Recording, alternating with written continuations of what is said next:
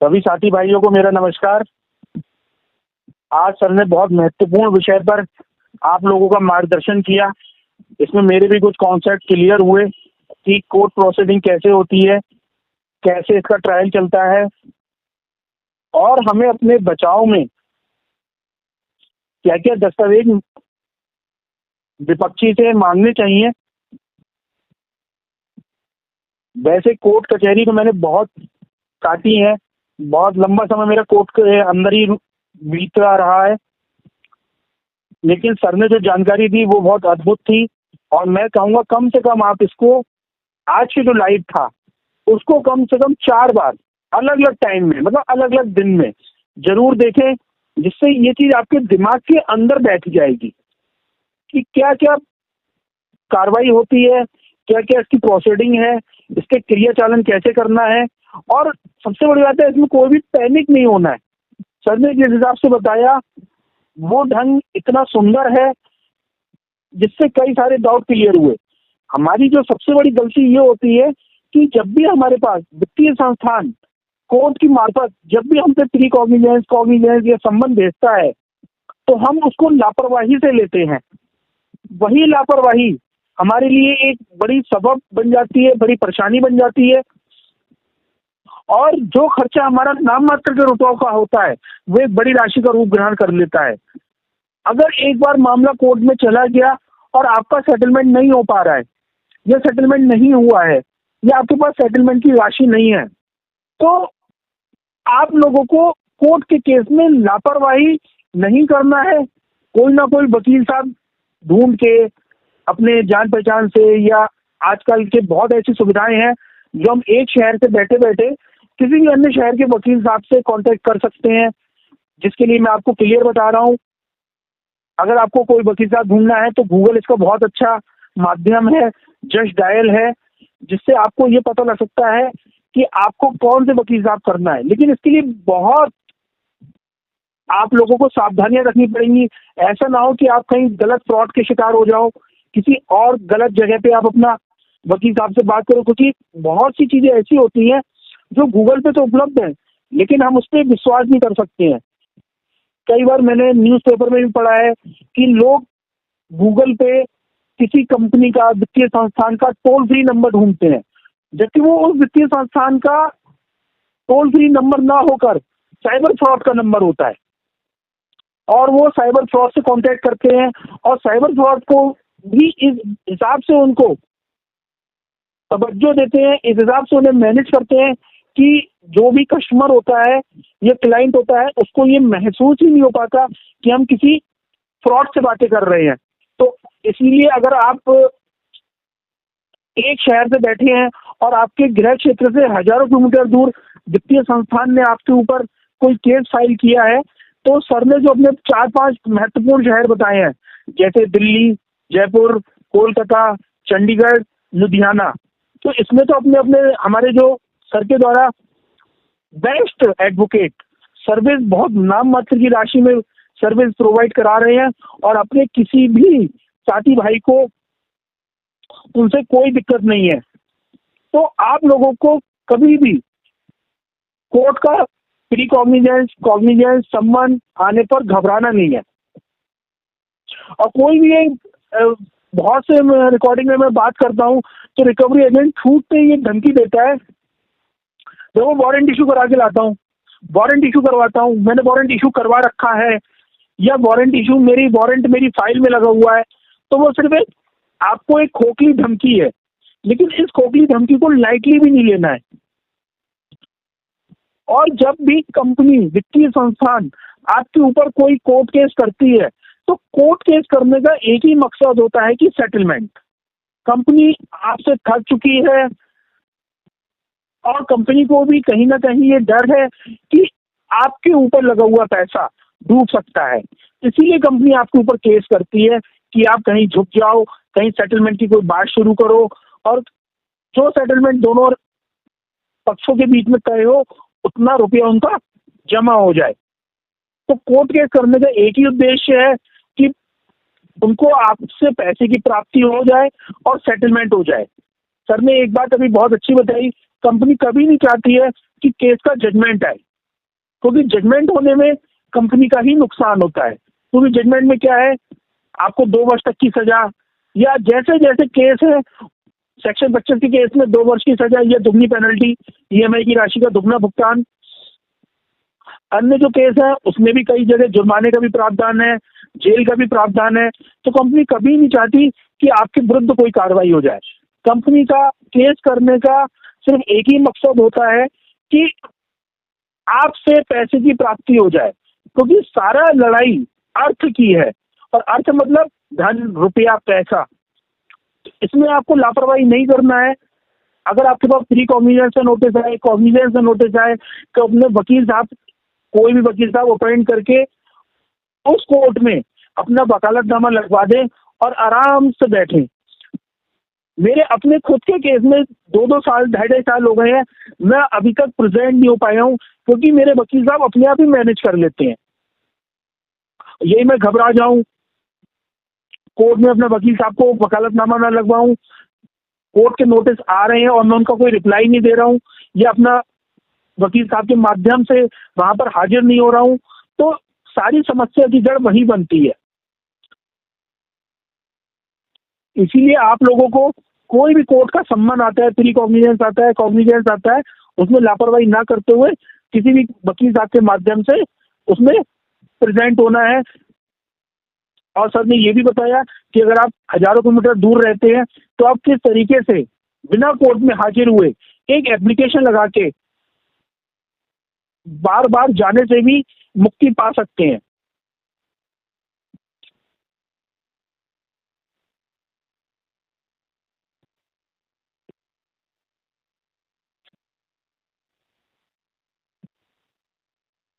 और जब भी रिकवरी एजेंट आपसे ये बोलता है कि मैं तुम्हारा वारंट निकलवाता हूँ, तुम्हें जेल में सलाखों के पीछे डलवा दूंगा, तो आपको उससे पैनिक नहीं होना है। वो सिर्फ एक खोखली धमकी है, लेकिन अवेयर रहना है, अपने केस को बार बार वॉच करना है। और अब तो ई कोर्ट के माध्यम से बहुत सहायता मिल गई है, बहुत आराम मिल गया है। अगर आपको ई कोर्ट ऐप के बारे में नहीं पता है तो आप अपने किसी संबंधी से, जो कोई भी वकील हो, यार हो, दोस्त हो, मित्र हो, पड़ोसी हो, उनसे इस विषय में जानकारी प्राप्त कर लें, गूगल से जानकारी प्राप्त कर लें, और ई कोर्ट ऐप अपने अपने मोबाइल में डाउनलोड करके केस को ऐड कर लीजिए।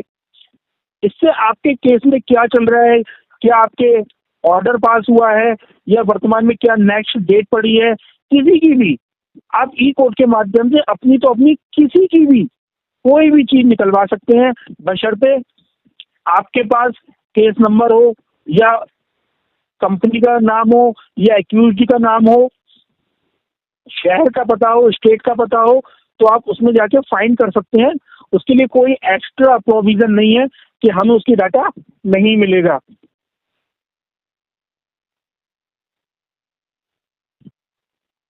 तो जो भी आपको ये सुविधा दी जा रही है ई कोर्ट के माध्यम से, ये बहुत ही वैल्यूएबल है, और हर व्यक्ति जिसका कोई भी केस भारत के किसी भी कोने में चल रहा हो, उसके लिए बहुत फायदेमंद है, लाभदायक है। इसलिए इसका इस्तेमाल जरूर करें।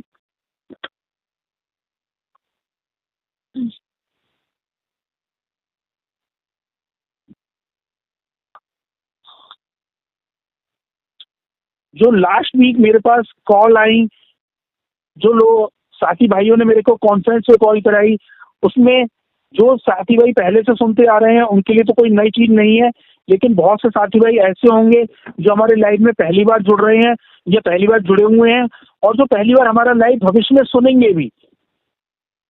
तो मैं उनके लिए क्लियर कर रहा हूँ कि आप लोग जब भी कोई फोन जब भी कोई आपका लोन डिफॉल्ट होता है या होने वाला होता है, और रिकवरी एजेंट की कॉल वगैरह आनी शुरू होती है, तो आप उनके किसी भी उत्तर देने के लिए बाध्य नहीं है।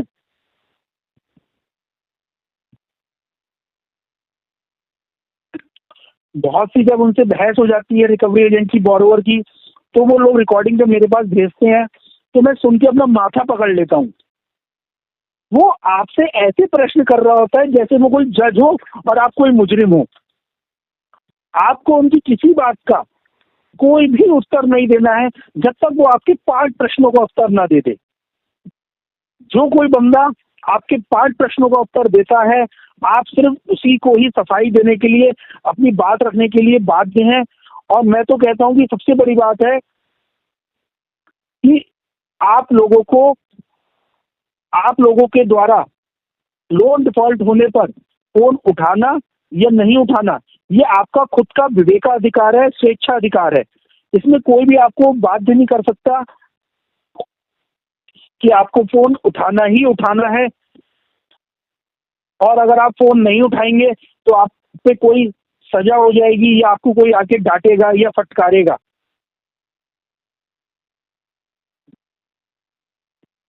और अपनी जब भी वो कोई भी प्रश्न पूछे कि आपकी किस्त नहीं दी गई है, किस्त कब तक जमा करवा रहे हैं, किस्त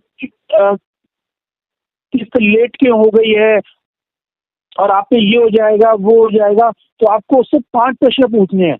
सबसे पहला प्रश्न तो उससे यही पूछना है कि मेरा लोन अकाउंट नंबर या क्रेडिट कार्ड नंबर बताएं। मतलब जो अकाउंट डिफॉल्ट हुआ है उसका लोन अकाउंट नंबर या क्रेडिट कार्ड नंबर पहले बताएं। अगर वो ये बात 4 बातें बताता है, उसके बाद अगला क्वेश्चन दागे कि मेरा डिफॉल्ट कब से हुआ है, कितना टाइम हो गया डिफॉल्ट हुए। अब उसने बता दिया 2 महीने, 3 महीने, 4 महीने। उसके अगला क्वेश्चन आपको पूछना है कि लोन या क्रेडिट कार्ड किसके नाम पर है।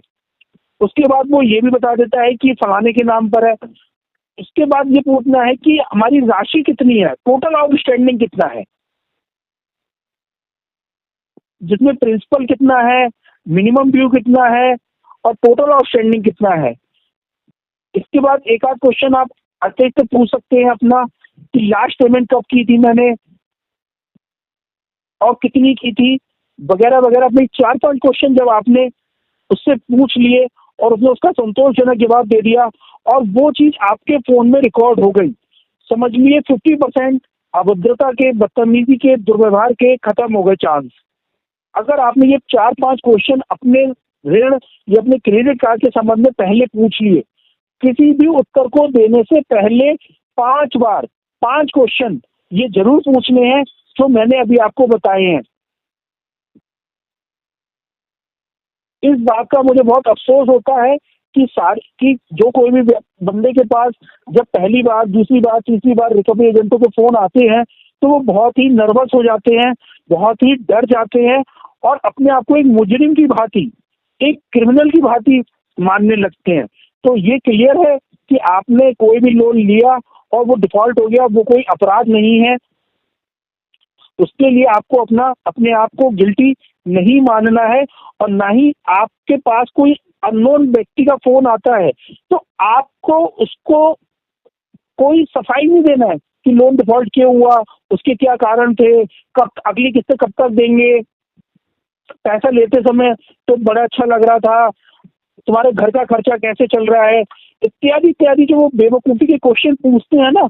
और बहुत से साथी भाई उस चीज को जवाब देते हैं हकला हकला के, डर डर के। तो कोई जवाब नहीं देना है, आपकी मर्जी है फोन उठाएं, आपकी मर्जी नहीं है फोन ना उठाएं, आपकी मर्जी है इन क्वेश्चनों का उत्तर दें या ना दें। जब ये 5 क्वेश्चन पूरे हो जाए हमारे, जो अभी मैंने पहले बताए, उसके बाद आप उससे तत्पश्चात अगर आपका मूड है बात करने का, तब आप उससे उसकी एम्प्लॉय आईडी पूछ सकते हैं, उसकी डीआरए लाइसेंस नंबर पूछ सकते हैं। अगर आपको उसको बातों में फंसाना है, रिझाना है, उसको भी बैक फुट पे लाना है। लेकिन इसका भी एक तरीका होता है बात करने का, जो आप अब तक अपने सोशल मीडिया पेज पर, advocate Narendra Joshi social media page पर इस विषय से संबंधित सैकड़ों तो छोड़ो, हजारों रिकॉर्डिंग पोस्ट हो चुकी हैं। आप उन रिकॉर्डिंग से सुनकर समझ सकते हैं कि इन लोगों से कैसे बात करना है और इनको क्या जवाब देना है। बहुत से साथी भाई को इतना समझाते हैं लेकिन उसके बाद भी वो घबराते हैं, डरते हैं, हर क्वेश्चन का रिप्लाई देते हैं, उनका हर फोन उठाना है। सबसे बड़ी प्रॉब्लम ये है कि हर फोन क्यों उठाना है। अरे वो आपको कोई इनाम की घोषणा करने वाले हैं कि आपके नाम में जैकपॉट लगाए। और मैं आपको इतना आज जैकपॉट लगा और मैं आपको इतनी राशि आज प्रदान करने वाला हूँ, ऐसा कुछ नहीं होने वाला है। वो 25 से 30 नंबरों से 10 से 15 लोग एक कमरे में बैठे होते हैं और आप लोगों आपको पैनिक क्रिएट करने के लिए 20, 25, 30 नंबरों से अलग अलग फोन करना प्रारंभ कर देते हैं। और आप लोग उसके एवज में, जो साथी भाई मुझसे जुड़े हैं मेरे को फोन करते हैं, जो सर से जुड़े हुए हैं वो सर को फोन करते हैं कि सर अचानक से भैया 35-40 नंबरों से अलग अलग कॉल आ रही है, मैं फोन उठाऊं या नहीं उठाऊं। अरे फोन उठाना या नहीं उठाना आपका विवेकाधिकार है, स्वेच्छाधिकार है। अगर आपकी मर्जी नहीं है तो मत उठाइए। अगर ज्यादा परेशान, बहुत परेशान कर रहे हैं, फोन को स्विच ऑफ कर दीजिए घंटे 2 घंटे के लिए। चलो आपको फोन स्विच ऑफ नहीं करना है, फोन की सेटिंग में जाके अननोन नंबर को ब्लॉक कर दीजिए। फोन की सेटिंग में जाकर अननोन नंबर को, जो फोन आपकी कॉन्टैक्ट लिस्ट में सेव नहीं है वो आपको कांटेक्ट नहीं कर पाएंगे। फोन उनके नंबर ऑटोमेटिक काटता रहेगा, आपको पता भी नहीं लगेगा, फोन अपने आप ऑटोमेटिक उन नंबरों को काटता रहेगा। लेकिन नहीं, आपको हर फोन उठाना है, हर फोन का रिप्लाई देना है, हर फोन पे आपको अपनी सफाई पेश करना है कि सर ये प्रॉब्लम्स हुई है हमारे साथ, इसलिए हम इंस्टॉलमेंट नहीं दे पा रहे हैं। पहले आप इसकी पहचान तो सुनिश्चित करो कि हम जिस बंदे से बात कर रहे हैं वो बंदा भी जेन्युइन है या नहीं है।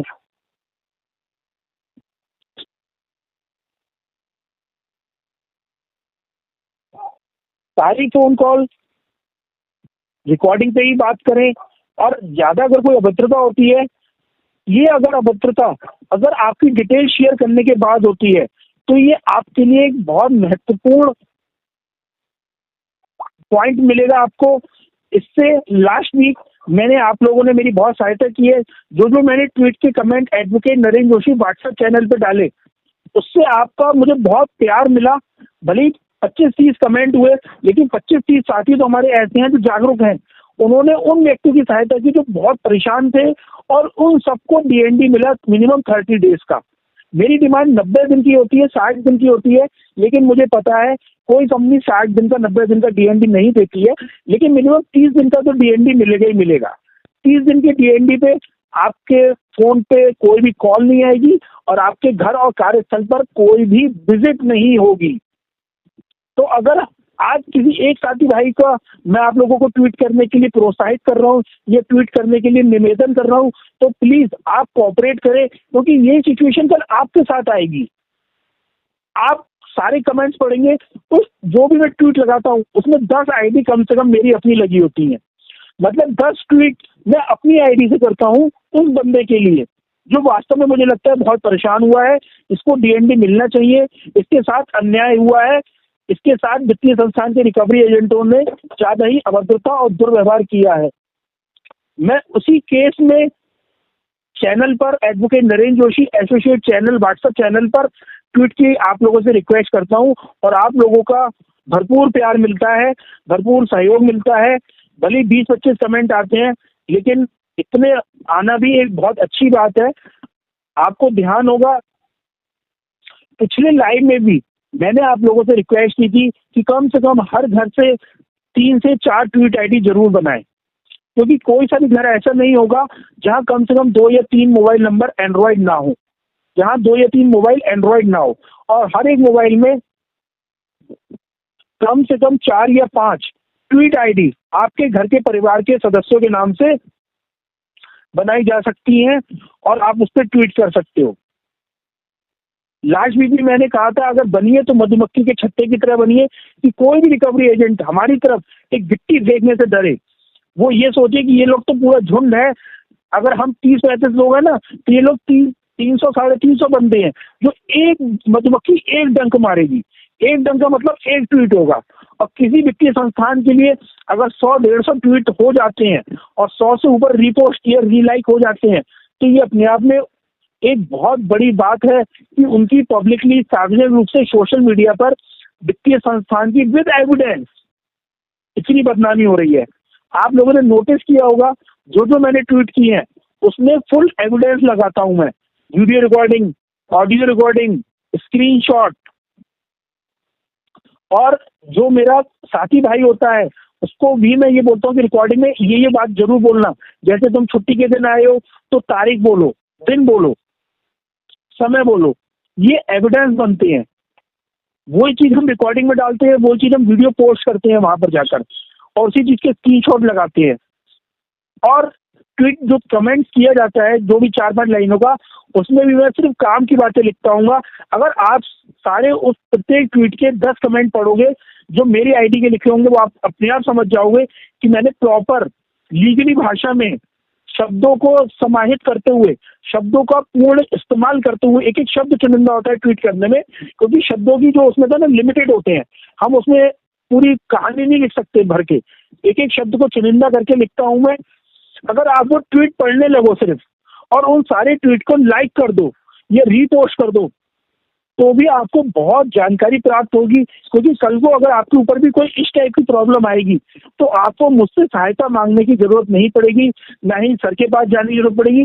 आप अपना ट्वीट, सेल्फ ट्वीट खुद ट्वीट कर सकते हो, जिसको सपोर्ट हम करेंगे, और बेनिफिट आपको मिलेगा, डीएनडी आपको मिलेगा, सेटलमेंट की राह आपकी आसान होगी।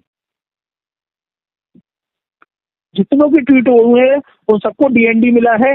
लास्ट वीक आपने किया था एक सौरभ वर्मा जी का, इससे पहले एक किया था हमारे गाजियाबाद के एक भाई हैं रिंग का, उसके बाद मैंने भी कल परसों एक का लगाया था कोटक क्रेडिट कार्ड का, उसमें भी डीएनडी मिला। कॉल आनी अचानक से बंद हो गई, आपने देखोगे मैंने स्क्रीनशॉट खींच के लगाया है, जिसमें 10, 12, 15 नंबर लगातार 5-5, 6-6, मतलब एक ही नंबर से 5-5, 6-6 बार कॉल की जा रही है।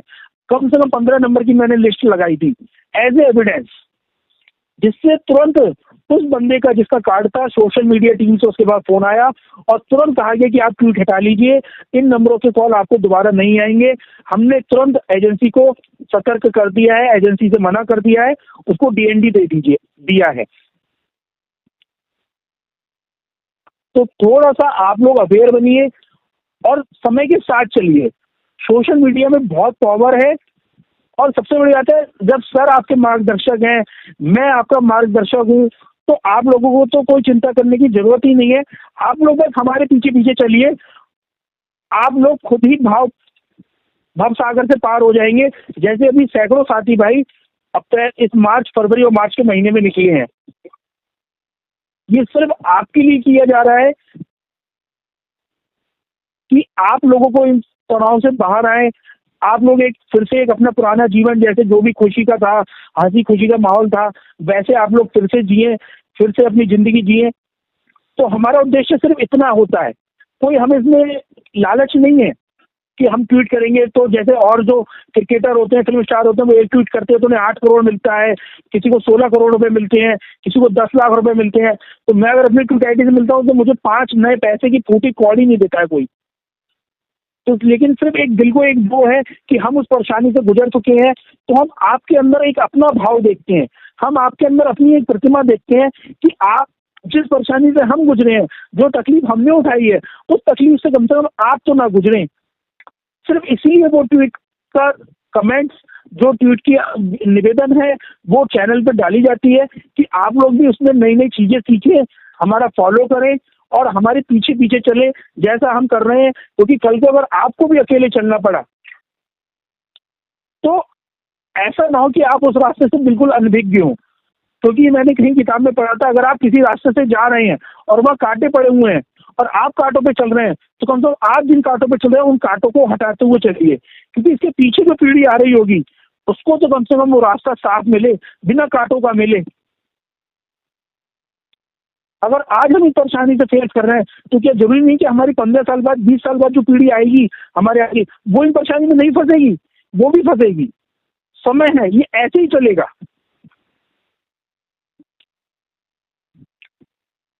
तो अगर आप लोग हमारी सहायता नहीं करेंगे तो आप लोग खुद की सहायता नहीं करेंगे। आप देखिए सर के पास जैसे आप लोग कोई कॉल कॉन्फ्रेंस में बात कराते हैं, सर इतनी तल्लीन होकर, मतलब एक वो होता है ना, नायक के किरदार में घुस जाते हैं, इतनी तल्लीन होकर ऐसी बात करते हैं कि सर की अगर खुद की भी लड़ाई हो ना तो भी वो बात ना करें। और मैं भी इतनी गाली गलौज कर लेता हूँ, अभद्रता कर देता हूँ, अगर मेरी खुद की भी लड़ाई हो ना तो भी मैं फोन काट दूंगा, अरे कौन इससे मुंह लगे।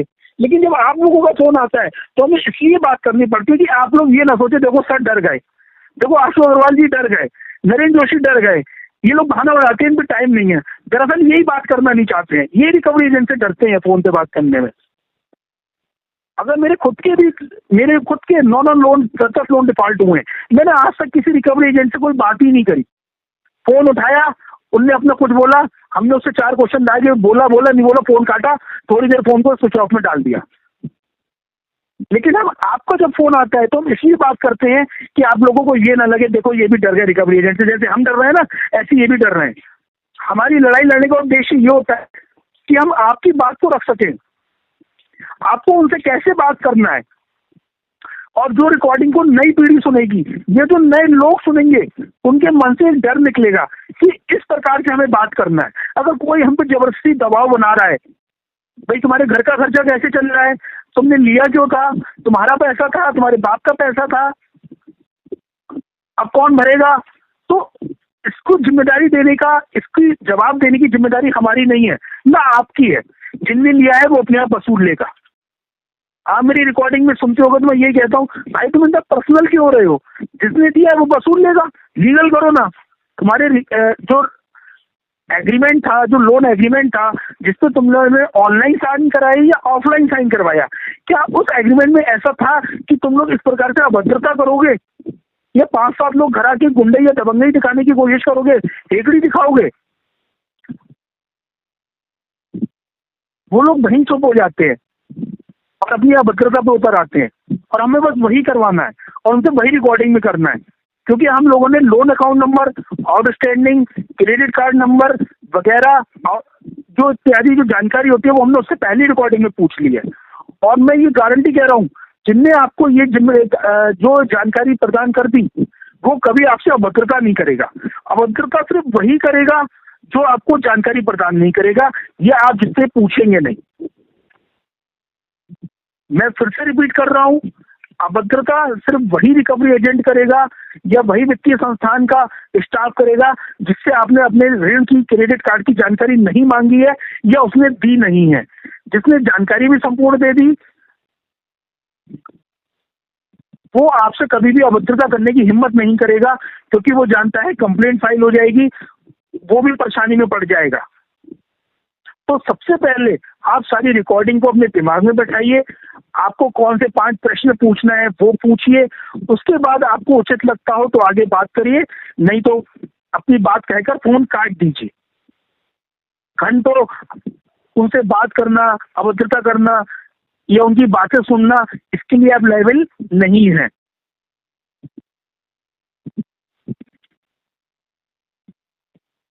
इसके बाद रिकवरी विजिट, जो सबसे ज्यादा कॉल आती है वो रिकवरी विजिट की आती है। रिकवरी एजेंट के बाद सबसे जो कंपनी का महत्वपूर्ण हथियार है पैसा निकालने का, वो रिकवरी विजिट है। सभी साथी भाइयों को समझा के थक गए हैं कि भाई जब भी कोई आए आप पैनिक ना हो, सबसे पहले तो वीडियो रिकॉर्डिंग में बात करो। सर ने भी जो भी 2-3 दिन पहले 3-4 रिकॉर्डिंग डाली है, उसमें वो लोग घर पर भी आए हुए थे। उसमें 1-2 रिकॉर्डिंग मैंने सुनी थी कि वो लोग घर पर आए हुए थे और संबंधित साथी भाई द्वारा वीडियो रिकॉर्डिंग भी नहीं की जा रही थी। तो जब आप वीडियो रिकॉर्डिंग में बात करेंगे तो वो लोग खुद ही अपने आप लिमिट में रहेंगे। अब कुछ साथी भाई कहते हैं कि सर हमारे घर पे कैमरा लगा हुआ है। हमने कैमरा इस फोकस से लगाया है ना कि वो रिकवरी एजेंट के बिल्कुल उसमें उसका चेहरा दिखेगा। अरे भाई वो उस कैमरे से नहीं डरते हैं। अगर वो डरते हैं तो आपके हथियार से डरते हैं। आपका हथियार है आपका अपना एंड्रॉइड मोबाइल, जिसमें आप जीपीएस कैमरा ऐप डाउनलोड करें। कितनी बार मेरी इस बात को लेकर झड़प हो जाती है अपने ही साथी भाई से कि ये नॉर्मल कैमरे से आपने रिकॉर्डिंग तो करी है, अगर इसकी जगह आपने जीपीएस कैमरा डाउनलोड किया होता तो कितना अच्छा होता, जिसमें टाइम, डेट, आपका क्षेत्र का नाम, एटीट्यूड, लेटीट्यूड सब कुछ क्लियर होता है। तो एक मजबूत कड़ी बनता है अगर वो अभद्रता करता है। और सबसे बड़ी बात है कि जब भी वो आते हैं और जैसे ही आप उनसे ये पूछते हो कि अपना डीआरए दिखाओ, एम्प्लॉय आईडी दिखाओ, तो ये बात तो हमें स्टार्टिंग में कहनी नहीं है। सबसे पहले तो कंफर्म करना है कि वो सही बंदा है, क्योंकि इस प्रकार की जब कंप्लेंट फाइल की जाती है जिसमें आपने अपना लोन अकाउंट नंबर या क्रेडिट कार्ड नंबर नहीं पूछा होता है, तो कंपनी बिगड़ जाती है। मतलब कंपनी ये कह देती है कि हमारा आदमी नहीं था, हम इसे जानते ही नहीं है, ये हमारी एजेंसी का नहीं है, वो क्यों कहती है? हमारी गलतियों का फायदा कंपनी उठा लेती है, हमारी गलतियों का फायदा वित्तीय संस्थान उठाता है और ये कह देता है रिकॉर्डिंग के टाइम में भी, जब वो फोन पर रिकॉर्डिंग होती है, चाहे वो रिकवरी एजेंट की कॉल रिकॉर्डिंग हो या रिकवरी एजेंट की विजिट की वीडियो रिकॉर्डिंग हो, कि आपने उससे अपनी ऋण और क्रेडिट कार्ड संबंधित जानकारी पूछी ही नहीं वीडियो रिकॉर्डिंग में। इसीलिए कंपनी मुकर जाती है कि हमारा आदमी नहीं था। इसके लिए सबसे पहले फिर से वही पुरानी बातें हैं कि अपना card number, loan account number जरूर पूछें। उसके बाद और अन्य 4-5 क्वेश्चन है वो उनसे पूछें, भाई आउटस्टैंडिंग कब से है, ईएमआई कब से पेंडिंग है, ईएमआई कितने की है, 24 घंटे पहले आपने मुझसे आने से पहले कब मुझे सूचित किया था कि आप मुझे मिलने आ रहे हैं, आपका मोबाइल नंबर ये होगा या आपका नाम ये है, वो भी नहीं पूछते। इसके बाद हर लाइव में मैं ज्यादातर एक आपको सुप्रीम कोर्ट, माननीय सुप्रीम कोर्ट का एक ऑर्डर है ICI bank versus Shanti Devi 2008, जिसमें सुप्रीम कोर्ट ने ये क्वेट किया था कि रिकवरी एजेंट से मिलने का जगह और मिलने का समय सिर्फ बोरोवर निर्धारित करेगा। उसके बाद ही कोई भी रिकवरी एजेंट आपसे मिलने आ सकता है। लेकिन आप लोग वो चीज भी फॉलो नहीं करते हैं। आप लोग रिकॉर्डिंग के टाइम ये बात उनसे कहें कि ICI bank versus Shanti Devi 2008 में सुप्रीम कोर्ट का ये क्वेट था कि जिसमें मिलने का जगह और मिलने का समय बोरोवर ही बताएगा। अगर आप उनसे ये बात रिकॉर्डिंग में भी कह देते हैं तो वो पलट के कहता है कि सर आप फोन तो उठाते ही नहीं हो। अरे फोन नहीं उठाते तो आप व्हाट्सएप के माध्यम से, ईमेल के माध्यम से हमें सूचित करते, हमसे परमिशन लेते मिलने आने की। और सबसे जो रामवर्ड है वो है रिकवरी एजेंट इंटीमेशन लेटर। मैं समझता हूँ जो साथी भाई हैं उन सबके पास recovery agent intimation letter Hindi और इंग्लिश दोनों वर्जन में होगा। आप उसको निकलवा के 5-5 10 प्रिंट आउट निकाल के रख लें।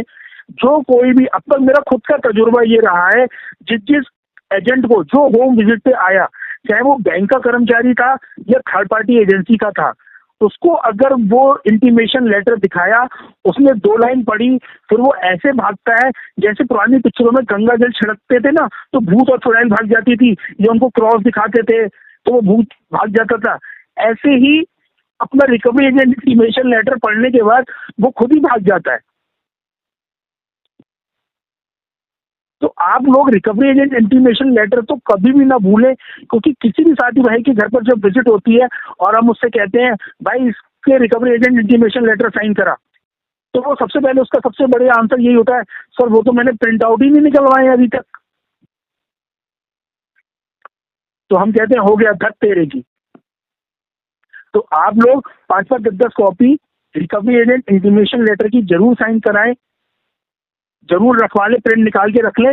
और कोई आता है तो उससे प्रयास करें शांति से, बिना लड़े, प्यार मोहब्बत से। अपने आप को बिल्कुल कमजोर मान लें उस समय, क्योंकि जब हमारा अपना कोई काम होता है ना तो हमें उस समय गौ बन जाना चाहिए और काम निकल जाने के बाद बैल बन जाना चाहिए।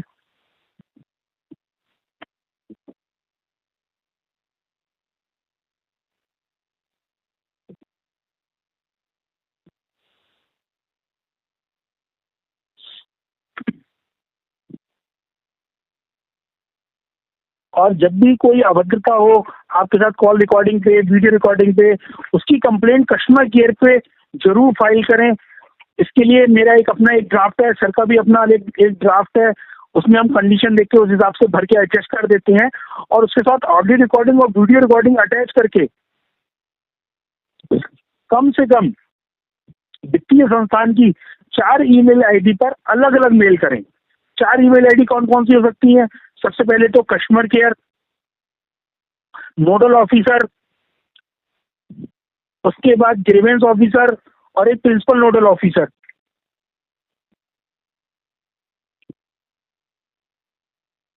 इन चारों लोगों को अलग अलग ईमेल करें, ऑडियो रिकॉर्डिंग और वीडियो रिकॉर्डिंग सहित, और ड्राफ्ट में पूरी बात लिखते हुए ईमेल करें। और जो उस ईमेल का रिप्लाई आ जाता है जिसमें इंटरेक्शन आईडी वगैरह लिखी होती है, उसका स्क्रीनशॉट लेकर, जिसमें टू की आईडी और फ्रॉम की आईडी क्लियर हो, को उस वित्तीय संस्थान के ट्विटर पे टैग करें।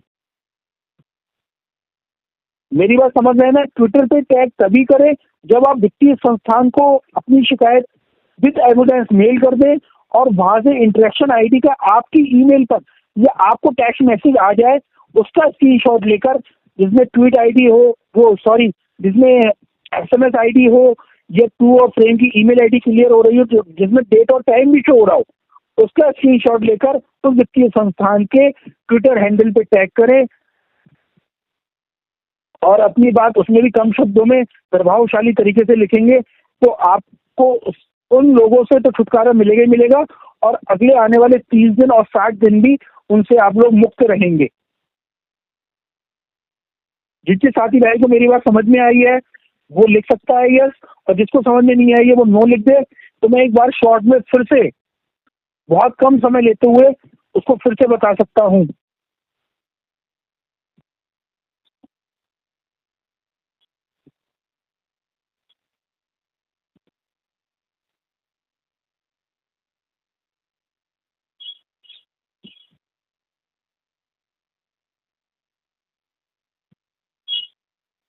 और सबसे बड़ा प्रश्न ये होता है कि जब हम किसी वित्तीय संस्थान को मेल करते हैं तो हमें 30 दिन तक सब्र करना है या रिप्लाई आने तक।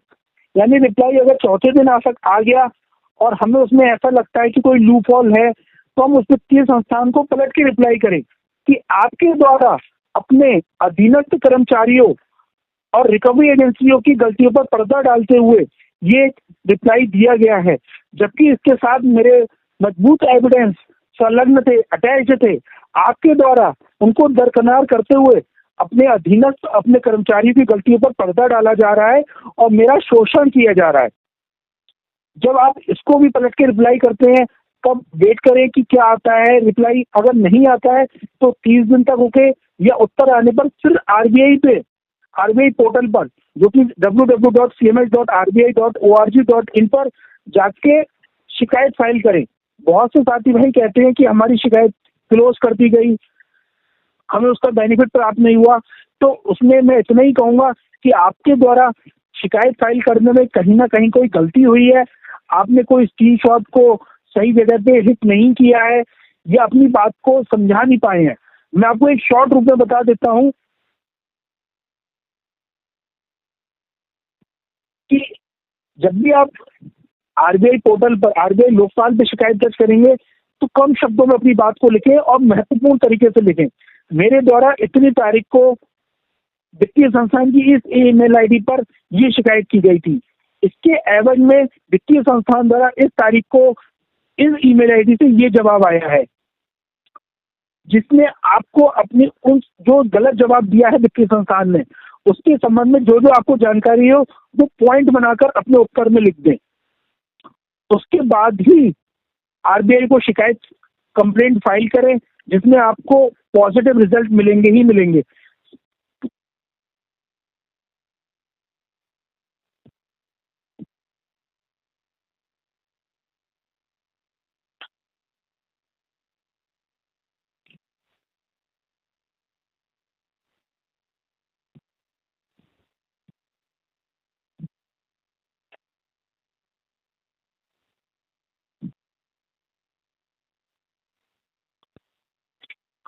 एक बात ये जरूर याद रखना है कि अगर आप कोई भी कंप्लेंट बैंक को करते हैं और आपके पास 30 दिन में उत्तर नहीं आता है तो आप आरबीआई पे जरूर शिकायत फाइल करें। और अगर 30 दिन से पहले उत्तर आता है और आपको लगता है कि आप उस उत्तर से संतुष्ट नहीं है तब भी आरबीआई को कंप्लेंट फाइल करें, क्योंकि ये शिकायतें आपका सेटलमेंट को आसान बनाएंगी और सेटलमेंट कम से कम राशि में करवाएंगी। पहले के भी कई लाइन में ये बताया गया है कि जितनी ज्यादा एस्केलेशन जनरेट करेंगे आप विद एविडेंस तथ्यों के साथ, उसका बेनिफिट आपको ही मिलेगा, चाहे वो रिकवरी एजेंट के अभद्र व्यवहार की हो, गलत तरीके से विजिट की हो आपके घर या कार्यस्थल पर, या इलीगल फंडिंग की हो, या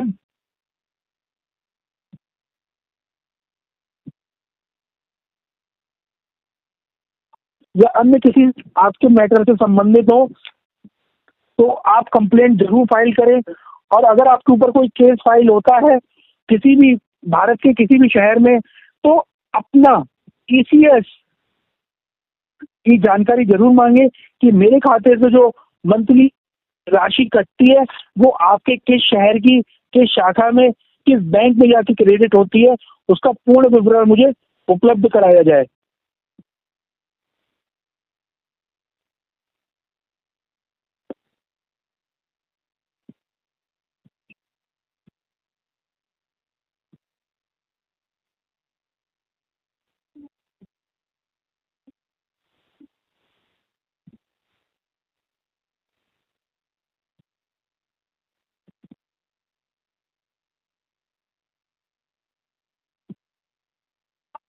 सर अखिलेश जी कह रहे हैं सर 818,000 की इलीगल फंडिंग कर दी है और आर्बिट्रेशन अलग से चल रहा है।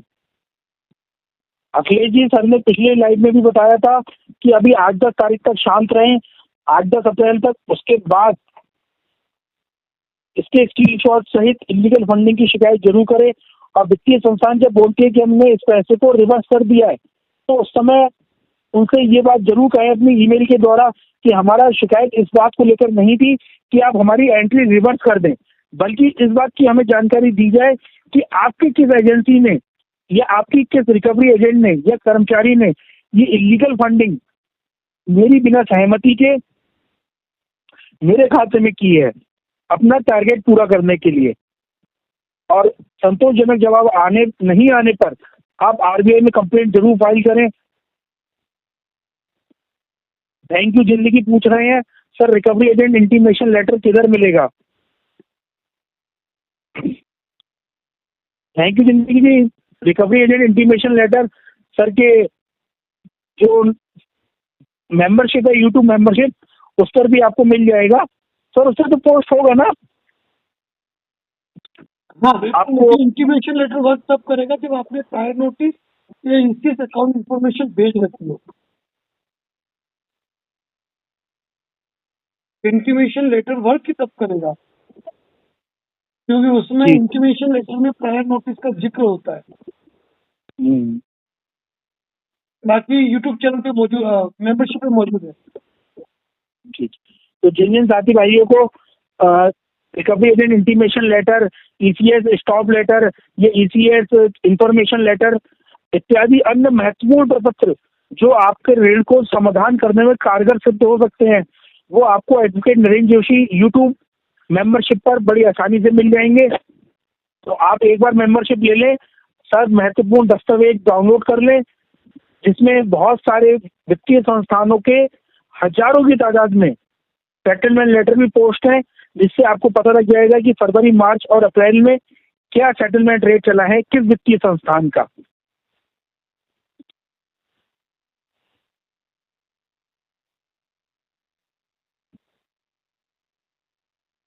थैंक यू जिंदगी कह रहा है ट्रायल नोटिस दे दिया है, तो बस वही ट्रायल नोटिस देने के बाद ही जैसा सर ने बताया recovery agent intimation letter work करेगा और वो बहुत लाभदायक है।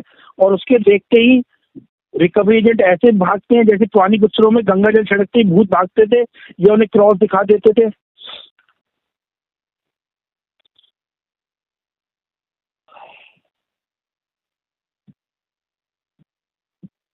सर अभी किसी एक सदस्य ने अपने ये पूछा था कि बीएनएसएस की धारा 163(2) क्या होती है, तो मैं सभी साथी भाइयों को एक बार फिर से बता देता हूँ। अभी किसी साथी भाई ने कमेंट में लिखा था अपने इसी पे बीएनएसएस 163(2) क्या होता है, तो कई बार इससे संबंधित महत्वपूर्ण चर्चाएं हो चुकी हैं कि बीएनएस 163(2) एक ऐसा संविधान में भारत की जनता को महत्वपूर्ण हथियार दिया है इस धारा के रूप में कि जिससे कोई भी ऐसा व्यक्ति जिससे आपको डर लगता है या जिससे आपके साथ कोई वाद विवाद होने की संभावना की आशंका होती है, तो आप उसके समक्ष दो तरह से निजात पा सकते हैं। या तो अपने संबंधित थाना क्षेत्र में 163(2) के अंतर्गत एक एप्लीकेशन दें, या अपने आपका जो घर है या कार्यस्थल है उसके संबंधित मजिस्ट्रेट को या सक्षम प्राधिकारी को या सिटी मजिस्ट्रेट को आप एक एप्लीकेशन पे लिख के दे सकते हैं कि मुझे इस व्यक्ति से कुछ प्रॉब्लम है या मुझे इससे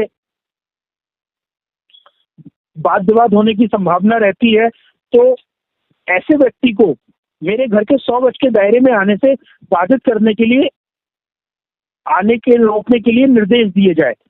तो इससे आप, महत्वपूर्ण विषय है, ये पुरानी भी वीडियो में हमारे पूरी चर्चा के समय मेरे दिमाग में ज्यादा क्लियर नहीं है वो।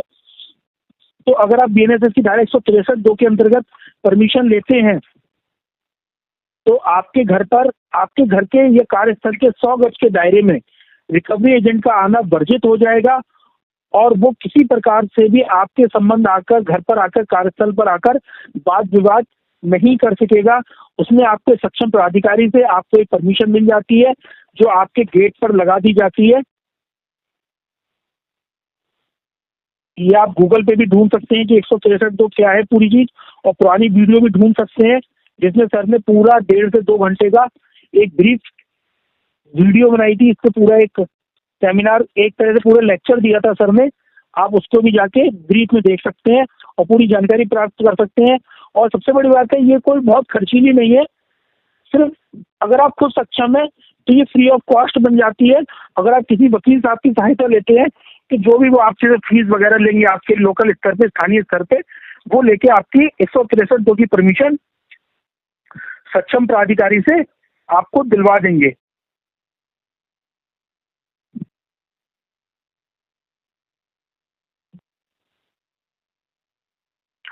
सर स्टॉक ब्रेक जी एक ऐसी क्वेश्चन पूछ रहे हैं जो आप कई बार बाधित कर चुके हो, मना कर चुके हो कि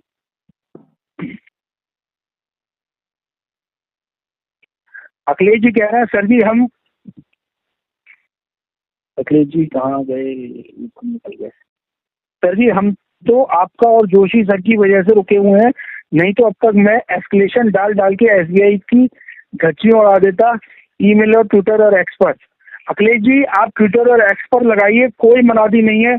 और रही बात कंप्लेंट होगी ना, तो उनके पास लाखों कंप्लेंट फाइल होती हैं। फर्क कब पड़ता है, जब RBI उस पर संज्ञान लेके उस पर कार्रवाई कर देती है। उनके पास हम जैसे अन्य लाखों करोड़ों लोग हैं, करोड़ों की तादाद में उनके पास इनबॉक्स में मेल गिरती है जाके, कोई पढ़ने वाला नहीं है। और मैं तो इस पूरे सिस्टम से चला हुआ हूँ। आप तो स्टेट, किसी भी बैंक का नाम क्या लेना, किसी भी वित्तीय संस्थान से ईमेल से कोई फर्क नहीं पड़ता। मैंने तो अपने शहर के, अपनी स्टेट के प्रशासनिक अधिकारियों से लेकर मुख्य सचिव तक ऐसी ऐसी कार्रवाइयां कराई हैं कि आप ताज्जुब करोगे, लेकिन होता कुछ नहीं है क्योंकि सारा सिस्टम ही वही है। एक पिक्चर आपने सुनी होगी कश्मीर फाइल, जिसमें कहते हैं सरकार भले ही तुम्हारी हो लेकिन सिस्टम तो हमारा है। तो सारा सिस्टम उनका है सर। एक वो कहते हैं ना छापा का एक डायलॉग, हाथी घोड़े मैं भूल जाता हूँ बड़ी जल्दी जल्दी। तो रिकवरी एजेंट भी उनकी है, जांच करने वाली टीम भी उन्हीं की है, बैंक भी उन्हीं का है, इलीगल फंडिंग करने वाले बंदे भी उनके। तो आप अपने आप को ये ना माने कि आप कंप्लेन करके धज्जी उड़ा देते हैं। उनकी पे इसकी सेहत पे उनके रोए बराबर फर्क नहीं है। मैं बहुत बड़ी बात आपसे कह रहा हूं, आप एक नहीं 1 लाख शिकायत कर देना, उन पर रोए के बाल बराबर फर्क नहीं पड़ेगा। जितनी शिकायतें होती है उनके हिसाब से देखा जाए तो सारी NBFC को ताला लग जाए, लेकिन जनाब पैसा है उनके पास, और जब पैसा होता है वह सिस्टम बोलता है। मुद्दे की बात यह है सर अभी किसी सुप्रीम कोर्ट के जज ने भी तो एक दिया है 2-3 दिन पहले, बड़ा विवादित बात बोल दी कि अगर किसी के पास पैसा नहीं है तो वो न्याय को भूल जाए। हकीकत में क्या कह रहा हूँ, आज हम कहते हैं कि कोई व्यक्ति बेल करने के लिए यदि कोर्ट जाएगा तो वकील की फीस तो उसको देनी है, कोर्ट उसको बेल देगी, एक मुचलका पेश करने को तो कहेगी। हम भले कह दे कि जिला विधिक सेवा प्राधिकरण है, फ्री में वकील मिल जाएंगे, तो क्या फ्री के वकील वैसा सपोर्ट करेंगे? बहुत सी बातें हैं।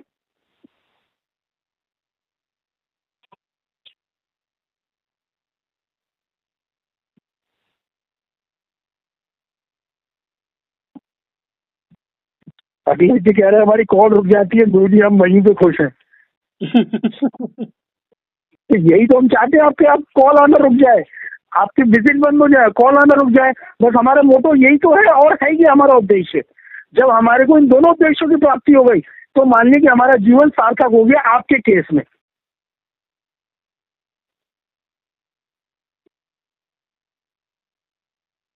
विवेक जी पूछ रहे हैं, आशु जी BNS 316, 318, 351 का नोटिस आए तो क्या करना चाहिए?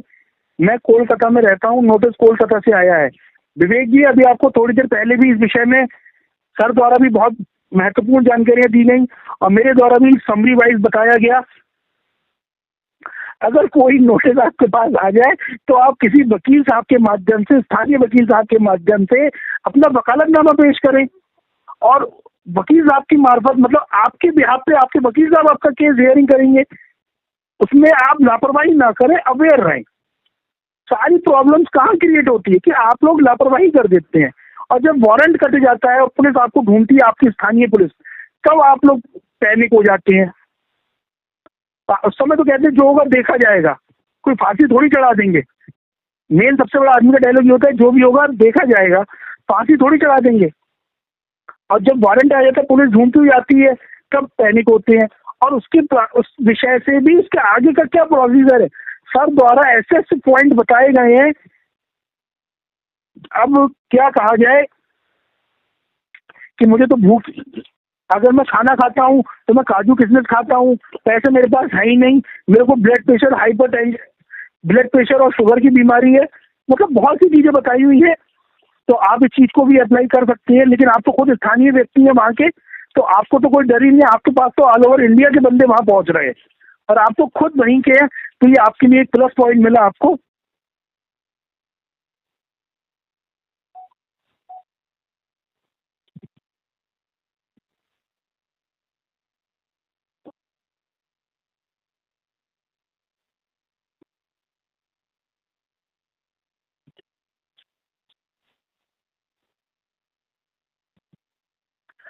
पंडित थिंग्स एक ऐसी बात बोल रहे हैं जो हर लोन डिफॉल्टर से संबंधित है। शायद ये 3-4 कमेंट ऊपर चले गए हैं, इनके नीचे 3-4 कमेंट और आ गए हैं। तो पंडित थिंग्स जी, इस विषय में हम आपको पहले भी बताया है, सबको पहले बताते हैं कि अगर इस प्रकार की कोई प्रॉब्लम आ रही है तो सबसे पहले आप प्रायर नोटिस के माध्यम से अपने वित्तीय संस्थान को सूचित करें। अगर आप अपने वित्तीय संस्थान को सूचित नहीं करेंगे तो उसे पता कैसे लगेगा? और जो हमारा प्रायर नोटिस है, जो सर के द्वारा बनाया हुआ प्रायर नोटिस है, उसमें कई तकनीकी आधारों पर हमने कुछ हेल्प चाहिए है, जिसमें हमने 2 चीजें मांगी है, या तो हमारे लोन का रिस्ट्रक्चर कर दिया जाए या हमें मोरेटोरियम प्रदान कर दिया जाए। और RBI भी ये बात कहता है कि अगर किसी वित्तीय संस्थान और बोरोवर के बीच में कोई विवाद होता है और बोरोवर इस कंडीशन में है कि वो आगे की किस्त नहीं भर सकता है और वो बैंक से ये गुजारिश करता है, रिक्वेस्ट करता है कि मेरे को मोरेटोरियम या लोन रिस्ट्रक्चर दिया जाए, तो बैंक को ये दोनों चीजों पे सोचना अनिवार्य है। इन चीजों पर सोचना अनिवार्य है। मोरेटोरियम क्या होता है कि आपसे बैंक 6 महीने 5 महीने का सिर्फ इंटरेस्ट चार्ज करेगा आउटस्टैंडिंग पे, और EMI 5 से 6 महीने बाद वसूलेगा, जैसे कोरोना काल में हुआ था। और रिस्ट्रक्चर क्या होता है? रिस्ट्रक्चर होता है कि आज के समय में जो आउटस्टैंडिंग है हमारी, उसको लेके एक नया लोन बना दिया जाए। जैसे अब हमारी 12 किस्तें बची हुई थी और हम उसको भरने की कंडीशन में नहीं है, तो हम बैंक से बात कर कर उस लोन को 36 किस्तों में कन्वर्ट करा लें। मतलब जो पैसा हमें 12 किस्तों में देना था वो हम आगे आने वाले 36 या 48 किस्तों में दे दें, तो इससे हमारे लोन की राशि, वो EMI की राशि, लोन की नहीं EMI की राशि, वो घट जाएगी और हम बेवजह दबाव में नहीं आएंगे और हम आराम से EMI का मासिक भुगतान करते रहेंगे। तो आपके पास अगर ऐसी कोई दिक्कत आ रही है तो आप एक लोन चुकाने के लिए दूसरा नया लोन ना लें, घर का सामान बेच बेच के किस्तें ना भरते रहें, जैसा साथी भाई ज्यादातर करते हैं, और अपने बैंक को प्रायर नोटिस दें और उसके कस्टमर केयर पे भी बात करें। और यदि वो किसी स्पेसिफिक ब्रांच से है तो ब्रांच में जाके भी इस विषय पर अपना बातचीत करें, क्योंकि कोई ना कोई समाधान जरूर निकलेगा। और जो भी दस्तावेज वगैरह भेजे वो स्पीड पोस्ट के माध्यम से भेजे स्पीड पोस्ट की 1 हफ्ते बाद ट्रैकिंग रिपोर्ट निकाल कर रखें और पर्ची स्लिप वगैरह सब क्लियर संभाल के रखें।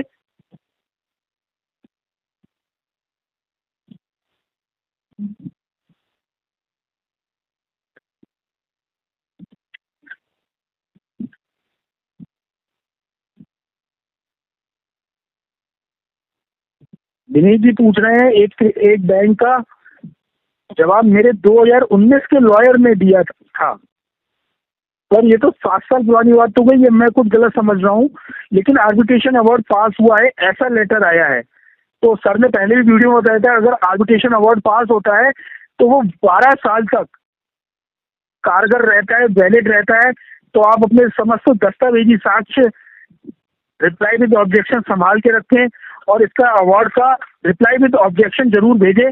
इसमें लापरवाही मत करिएगा क्योंकि आर्बिट्रेशन अवार्ड का रिप्लाई देने की भी समय सीमा शायद 30 दिन होती है। सर मैंने सर कहीं पढ़ा था कि 30 दिन में हमें आर्बिट्रेशन अवार्ड का भी रिप्लाई दे सकते हैं, तो वो आर्बिट्रेशन अवार्ड की इतनी वैल्यू नहीं रहेगी। क्या सर इस विषय में कोई मार्गदर्शन करेंगे? बिल्कुल सर, अगर कभी अपन ने आर्बिट्रेशन के 2 प्रकार के आर्बिट्रेशन के ऑब्जेक्शन के बाद 2 प्रकार के जवाब बना रखे हैं। एक अवार्ड आर्बिट्रेशन रिप्लाई जहां हमारे ऑब्जेक्शन देने के बावजूद आर्बिट्रेशन का अवार्ड पास कर दिया, वहां ढेर सारी मेल आईडी के साथ जो आपने ही सर्च करके पूरा पुलिंदा बनाया है उसके साथ कंप्लेंट फाइल करते। दूसरा ये कि आपने कोई आर्बिट्रेशन पे ऑब्जेक्शन दिया ही नहीं, आपको नोटिस आया, आपने इग्नोर किया, आपको नोटिस आया ही नहीं और अवार्ड पास हो गया, वहां पे एक no reply arbitration award ready किया हुआ है, दोनों ही कंडीशन में। प्लस अपन ने एग्जीक्यूशन के लिए भी अगर कोर्ट में एग्जीक्यूशन के लिए चले जाए कोर्ट का जवाब भी अपन ने रेडी कर रखा है, वो भी 2 प्रकार का है। अगर आपने ऑब्जेक्शन दिया तो, ऑब्जेक्शन नहीं दिया तो। और उन्हीं जवाबों के बेस पे जो अपन ने 19 मार्च को 2 आर्बिट्रेशन अवार्ड सेक्शन 9 खारिज करा है प्रार्थना पत्र, जो मैं कल परसों व्हाट्सएप पे डाल देता हूँ।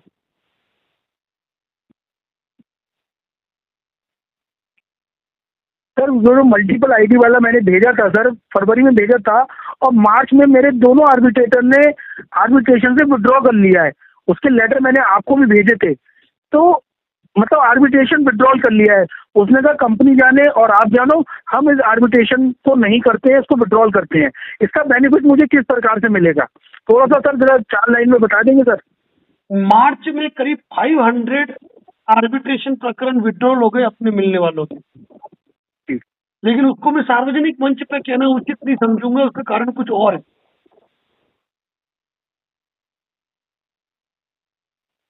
उसका कारण कुछ और है। जी जी जी जी कोई बात नहीं सर, हम समझते हैं सर आपकी।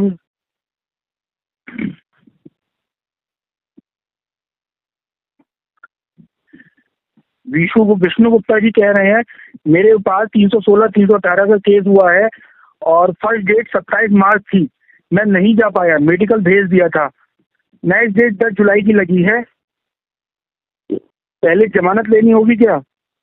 तो मेडिकल आपने भेजा, किसको भेजा वो जानकारी नहीं है कि उन्होंने क्या प्रोसेस किया।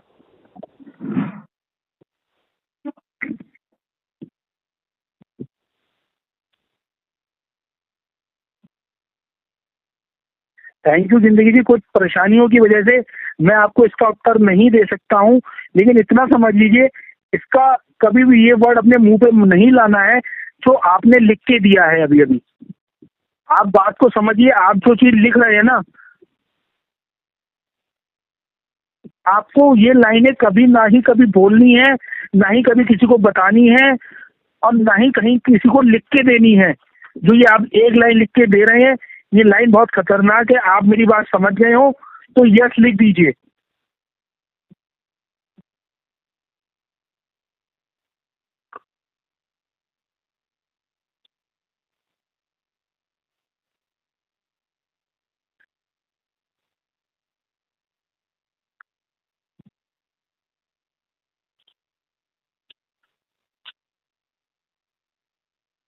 डॉक्टर साहब पूछ रहे हैं आर्बिट्रेशन अवार्ड रिप्लाई मेल करके वापस बाई पोस्ट भी भेजना है क्या? बिल्कुल डॉक्टर साहब, आर्बिट्रेशन अवार्ड का जो रिप्लाई सर द्वारा बनाया हुआ है उसको बकायदा स्पीड पोस्ट से जरूर भेजना है। आर्बिट्रेटर के ऑफिस में, कार्यालय में, क्योंकि इसका बेनिफिट आपको बहुत तरीकों से मिलेगा। अगर वो लौट के आ जाता है तब भी फायदेमंद है, और एक्सेप्ट हो जाता है तब भी फायदेमंद है।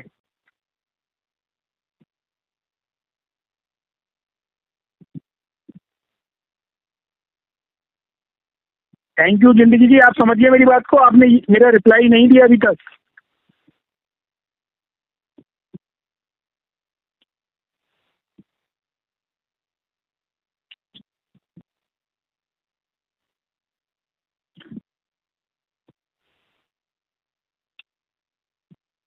और साथी भाई को कोई प्रश्न हो तो पूछिए। थैंक यू जिंदगी जी का रिप्लाई आ गया सर, समझ गया। ये वर्ड बहुत खतरनाक है, जो आपने एक शब्द लिखा है ना, वो शब्द को कहीं भी किसी के आगे ना बोलना है, ना समझाना है, ना लिख के देना है कहीं पर।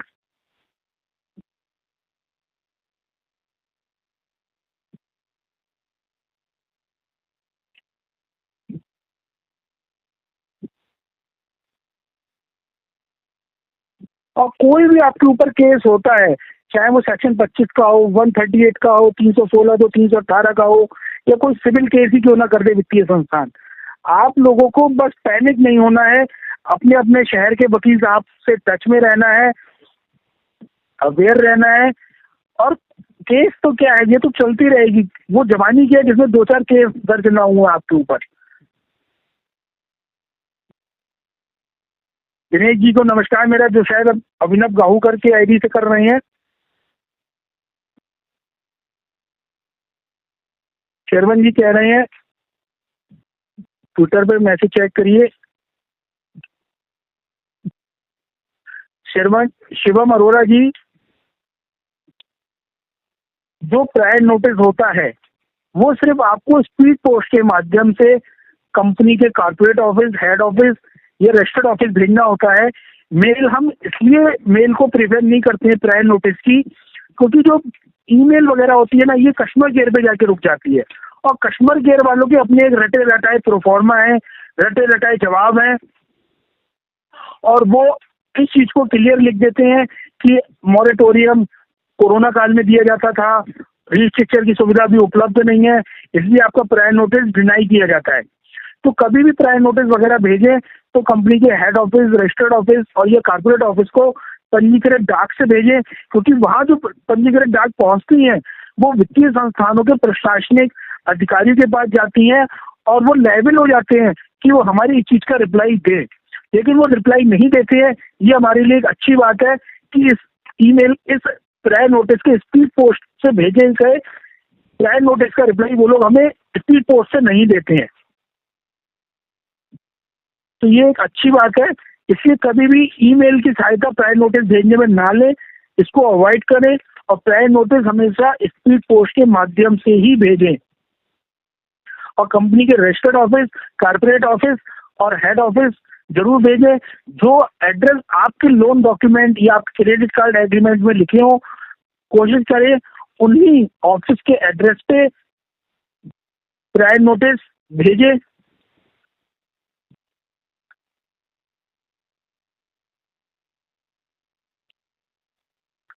अर्जुन जी कह रहे हैं, सर मैंने सभी ईएमआई भर दिया within given time frame, but the NBFC penalties and parent interest के लिए सेटलमेंट करवाना है। कुछ suggestion and how to approach home loan lab.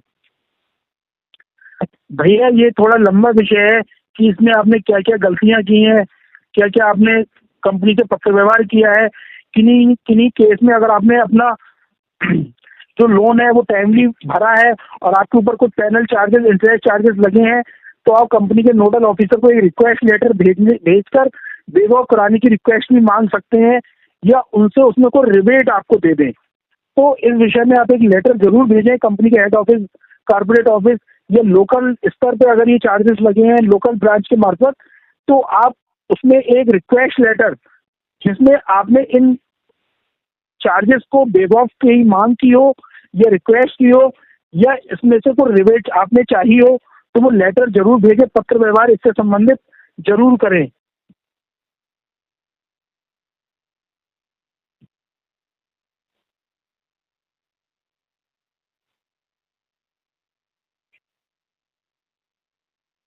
Ranjit Singh ji कह रहे हैं इलीगल फंडिंग में अगर आरबीआई ने 15 दिन तक, भाई साहब किसी भी प्रकार की कोई भी केस,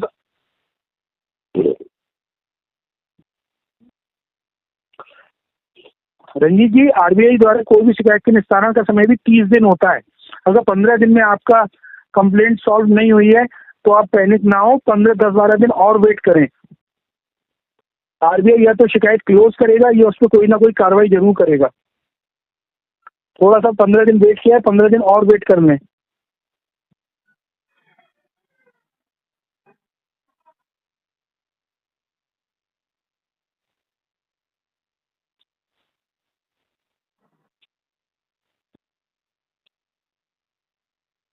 अब साथी भाइयों के प्रश्न भी आने बंद हो गए हैं। उमाकांत जी आप कुछ बताना चाहते हैं तो उसमें बता दीजिए लिख के।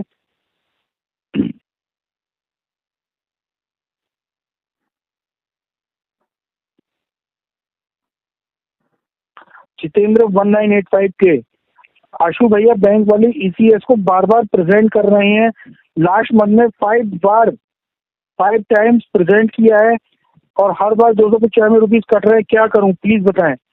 जितेंद्र जी वैसे तो इसका हल सार्वजनिक प्लेटफॉर्म पे नहीं दिया जाना चाहिए, लेकिन मैं फिर भी आपको बता रहा हूं कि अगर आपके बार बार ईसीएस हिट हो रहा है तो उसके सबसे बड़ा कारण है कि आपकी ईएमआई डिफॉल्ट हो रही है या आपका जो आउटस्टैंडिंग है कंपनी अपने ईसीएस के द्वारा उसको प्राप्त नहीं कर पा रहा है, वो इसीलिए बार बार हिट कर रहा है।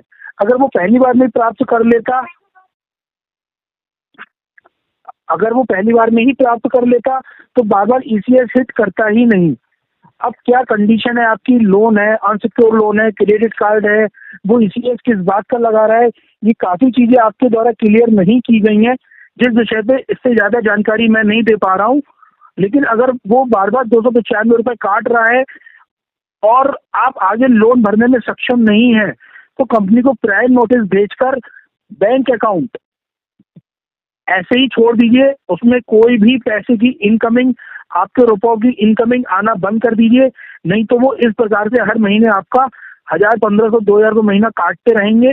और अगर आपके इसी अकाउंट पे अन्य बैंकों के भी ईसीएस या ईएमआई लगती हैं और जिनको आप भरने में सक्षम है तो आप उन वित्तीय संस्थानों को एक लेटर देके कोई अन्य बैंक अकाउंट अटैच करा सकते हैं, जिससे भविष्य में उन अकाउंटों में जाकर आपका ईसीएस हिट हो जाए और ईएमआई आपकी निकलती रहे।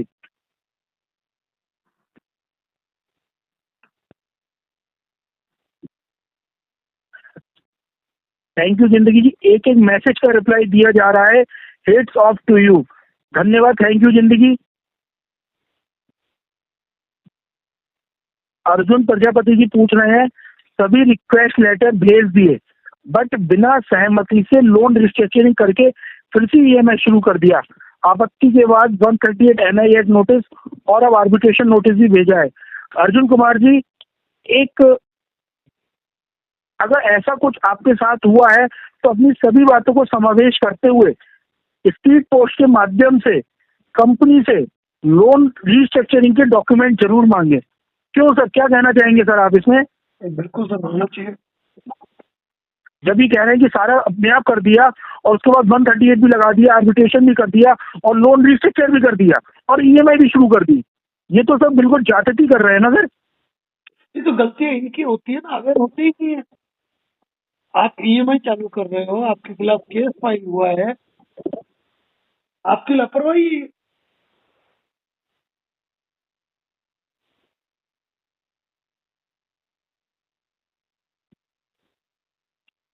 पीएनजी प्रोफेशनल क्रेडिट कार्ड में भी 3 महीने बाद एनपीओ होता है या 1 महीने बाद ही आर्बिट्रेशन कर दिया जाता है?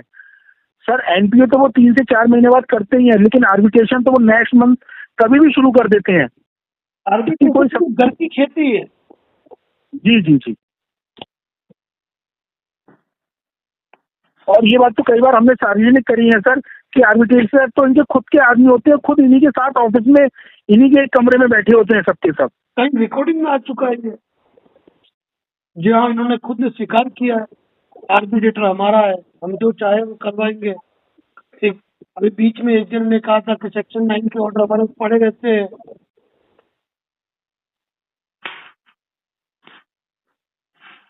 दिनेश कुमार जी, एक क्वेश्चन बार बार पूछ रहे हैं लखनऊ वाले, सर यूपीआई के थ्रू ईएमआई अगर कटती है तो क्या सेक्शन 25 का केस बनता है?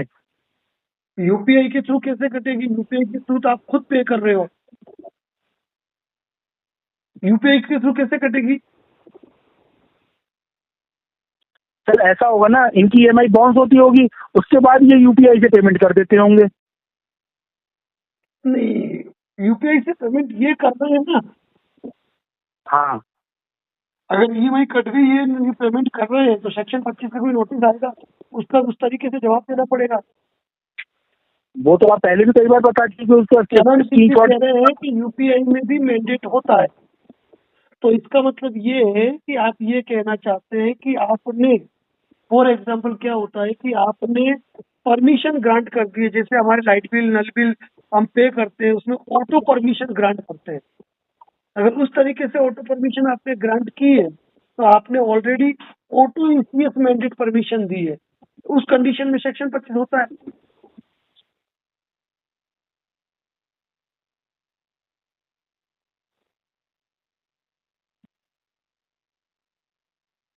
अर्जुन कुमार जी कह रहे हैं, सर अगर आप टाइम दे दें तो पूरा केस लेके आपके पास आ सकता हूँ। ये आप सर से व्हाट्सएप पे, सर के ऑफिस में नंबर पर व्हाट्सएप पे चैट करके टाइम वगैरह ले लीजिएगा और कभी जाइएगा सर से शेड्यूल लेने के बाद ही। ताना जी, सर मेरा स्टैंडर्ड का लोन फोटेक ने खरीदा है, स्टैंडर्ड का ही ईसीएस यूज कर रहा है, उसको पावर ही नहीं है, क्योंकि आपने जो ईसीएस परमिशन ग्रांट की है, जिससे लोन लिया उसको प्राप्त प्रदान की है, तो ऐसी स्थिति में मैंडेट उसी को ही जाएगा, मैंडेट ट्रांसफर नहीं होता है, आप बंद करवा सकते हो।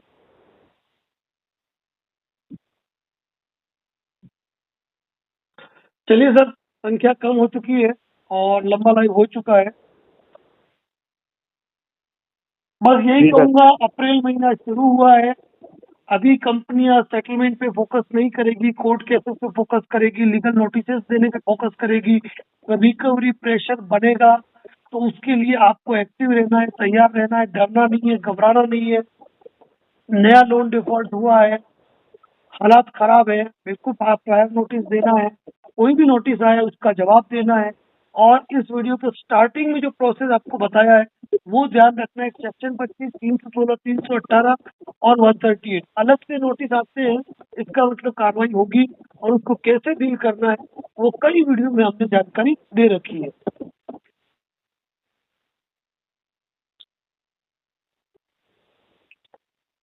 नयन सिंह जी, लोन लिया उस एड्रेस पे हम नहीं रहते, समन आ जाएगा कोर्ट से तो क्या होगा, समन का लिफाफा वापस चला जाएगा, बेलेबल वारंट जारी होगा, प्रोसेस चलेंगे कोर्ट के, रुकेंगे नहीं। बिल्कुल लाल बहादुर यादव साहब, आप जाग रहे हैं, बिल्कुल। थैंक यू डॉक्टर साहब, थैंक यू। सर मैं एक चीज बीच में बोलना चाहूंगा, बहुत से साथी मुझको प्रश्न करते हैं कि अगर कोर्ट का कोई सा भी नोटिस इनके घर पर आता है, चाहे वो सम्मन हो, क्योंकि लिफाफा तो अभी हमने खोला ही नहीं है, तो अगर हम उस लिफाफे को लेने से मना कर देते हैं तो क्या कार्रवाई हो सकती है हम पे? लिफाफे को लेने से मना करना, लिफाफा वापस लौटा देना, घर पे ताला मिलना, एड्रेस चेंज कर देना, कुछ भी कर लो, नोटिस अगर वापस गया तो जाहिर सी बात है, समन वापस गया तो वह तामील माना जाएगा,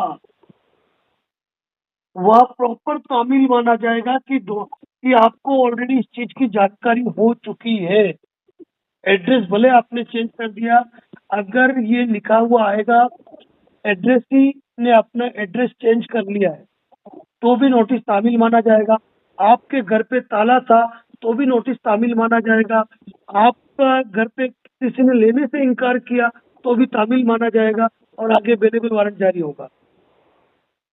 सिर्फ एक ही कंडीशन में ये चीज चेंज होती है, अगर लिखा जाता है पोस्टमैन द्वारा इनकम्प्लीट एड्रेस, अधूरा पता, तो उसी स्थिति के अंदर वह इनकम्प्लीट सर्विस मानी जाएगी।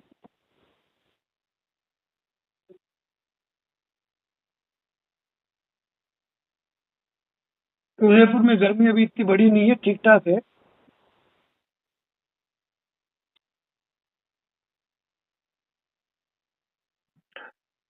ट्रेड रंजन जी आप पूछ रहे हैं तो ये ध्यान रखना, आर्बिट्रेशन के मैटर में अवेयर रहना है, अपनी मेल आईडी चेक करते रहनी है। ये जितने भी आर्बिट्रेटर ट्रिब्यूनल है, इनको पैसा मिल रहा है कंपनियों से, ये कभी भी आपके मैटर में नहीं सोचेंगे। और जिस मैटर में आप आर्बिट्रेशन की बात कर रहे हैं, आप जिस आर्बिट्रेटर ट्रिब्यूनल की बात कर रहे हैं, एक रिकॉर्डिंग मेरी है, 2 रिकॉर्डिंग आशु जी अग्रवाल की है, और करीब 5 से 10 रिकॉर्डिंग हमारे जुझारू साथियों की है, जिन्होंने धज्जियां उड़ा के रख दी है आर्बिट्रेटर ट्रिब्यूनल की। वो रिकॉर्डिंग सुनो, उसी तरीके से चलो आप। और अब तो ये सर आर्बिट्रेशन कहते ही नहीं है, ये तो कहते हैं हम कॉन्सिलिएटर हैं, हम तो कॉन्सिलिएशन कराने आए हैं। तो सियासत में आर्बिट्रेशन एंड कॉन्सिलिएशन में फर्क बता देंगे सर? एक्चुअली उंगली पकड़ाने की बात है कि कॉन्सिलेशन कह के आपको ये कह रहे हैं कि हम केवल मध्यस्थता कर रहे हैं, आपके बीच में राजीनामे का हम प्रयास कर रहे हैं, तो आपको कॉन्सिलेशन पे अगर आपने परमिशन ग्रांट की, मान लीजिए कि आपने आर्बिट्रेशन की शुरुआत ही की है, क्योंकि धारा 65 का नोटिस कॉन्सिलेशन का होता है और शुरुआत वहीं से होती है, धारा 62 उसके बाद 21। आपने वहां पर अपनी सहमति दे दी, बात खत्म हो गई।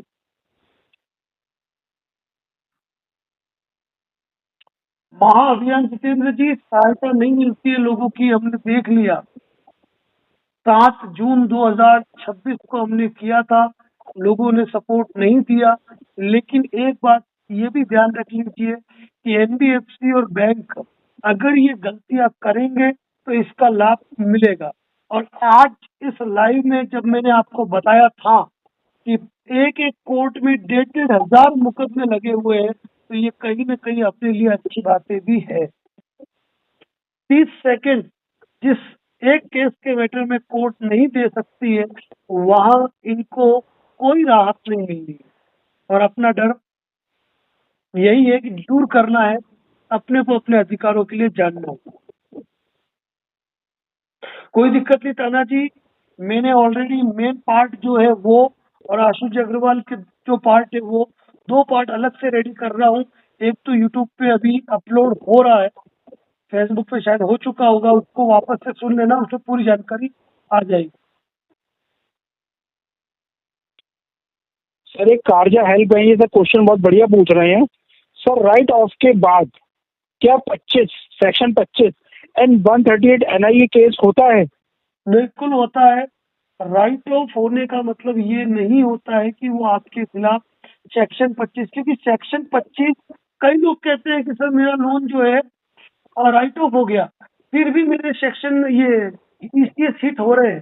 तो याद रखिए कि जब भी ईसीएस का नोटिस आपको आता है ना, ईसीएस के नोटिस में एक ऐसा ही शब्द लिखा होता है। कोई बताएगा उस ऐसा ही का मतलब क्या होता है? एसआई। जब भी आप ईसीएस और एनएससीएच का नोटिस देखेंगे तो उसमें एक शब्द आता है एसआई, जिसका अर्थ आशु जी अग्रवाल बीच में बोल चुके हैं, लेकिन आप लोगों ने नहीं सुना होगा।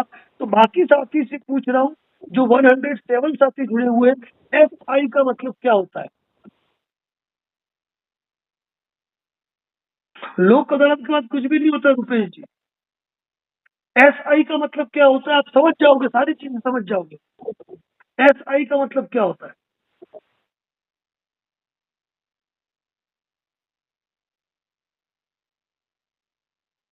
डॉक्टर साहब ने बताया था नोटिस आने के 15 दिन बाद और उसके 30 दिन, उसके बाद के 30 दिन के अंदर ये नागसेन साहब ने बताया कि स्टैंडिंग इंस्ट्रक्शन, यानी कि आपने जब लोन लिया तो आपने स्टैंडिंग इंस्ट्रक्शन दे दिए हैं। वो इंस्ट्रक्शन तब तक खड़े हैं जब तक कि आपकी टोटल ईएमआई, यानी कि आपने लोन की 60 ईएमआई की है तो 60 महीने तक वो ईसीएस लगेगा, प्रति महीने लगेगा। ये बात अलग है कि वो महीने में 2 बार हिट करे, 3 बार हिट करे, इसका मतलब 3-4 हिट उसमें काउंट नहीं होंगे। वो स्टैंडिंग इंस्ट्रक्शन यदि आपने 1 जनवरी 2026 को लोन लिया है और 60 महीने का स्टैंडिंग इंस्ट्रक्शन दिया है, यानी कि 2030 तक वो ईसीएस हिट होगा। और ये भी ध्यान रखिए कि लिमिटेशन एक्ट 1963 के अंदर प्रोविजन है कि 3 साल के बाद केस फाइल नहीं कर सकते हैं। तो कई यूट्यूब पर कई साथी जो एडवोकेट्स थे वो भी आपको ये जानकारी देते हैं कि लास्ट ईएमआई जब आपने पे की है, उस लास्ट ईएमआई पे करने के 3 साल बाद केस फाइल नहीं कर सकते हैं। तो यहाँ मैं आपको फिर क्लियर कर देता हूँ कि स्टैंडिंग इंस्ट्रक्शन आपके 60 महीने के हैं। स्टैंडिंग इंस्ट्रक्शन के अनुसार आपकी ईएमआई अगर 60वें महीने की भी हिट हो रही है और आप 4 साल से पे नहीं कर रहे हैं तो 60वें महीने भी वो सेक्शन 25 का केस फाइल कर सकते हैं। उनके पास जो सिक्योरिटी चेक पड़े हुए हैं, कहीं पर भी उन्होंने आपको ये लिख के नहीं दिया है कि ये चेक नंबर उन्होंने आपको ये चेक नंबर उन्होंने आपसे ले रखे हैं। तो वो 4 साल बाद भी आपका चेक बाउंस कराएंगे और आपको ये नोटिस देंगे कि आपको हमने जानकारी दी थी फोन पे या कोई एक लोन रिकॉल का नोटिस भेजा था, आप हमारे नजदीकी ब्रांच गए और आपने अपना हिसाब समझ के चेक दिया है, तो 4 साल बाद भी चेक का मुकदमा कर सकते हैं। इसीलिए प्रायर नोटिस अपनी सशक्त भूमिका निभाता है। यदि आप समय पर प्रायर नोटिस दोगे तो वो आपके बचाव का काम करेगा। ये बात अलग है 316 318 का केस और सिविल सूट जो होता है वो फाइल नहीं कर पाएंगे 3 साल बाद। एक बात ध्यान रखना, कानून जो है ना उसका विस्तार किस तरीके से होता है, उसको शब्दों में कैसे ढाला जाता है, उसको कोर्ट में कैसे प्रेजेंट किया जाता है, ये डिपेंड करता है एडवोकेट पर। लिमिटेशन कोर्ट की धारा है, कोर्ट के प्रोविजन को यूज करना एडवोकेट के माइंड पर डिपेंड करता है। ये चीज ध्यान रखिए। आपसे जुड़ने के बाद डर क्या होता है मैं तो भूल गया हूँ। पांडे जी, वैसे तो आप दूसरों को डराते हो।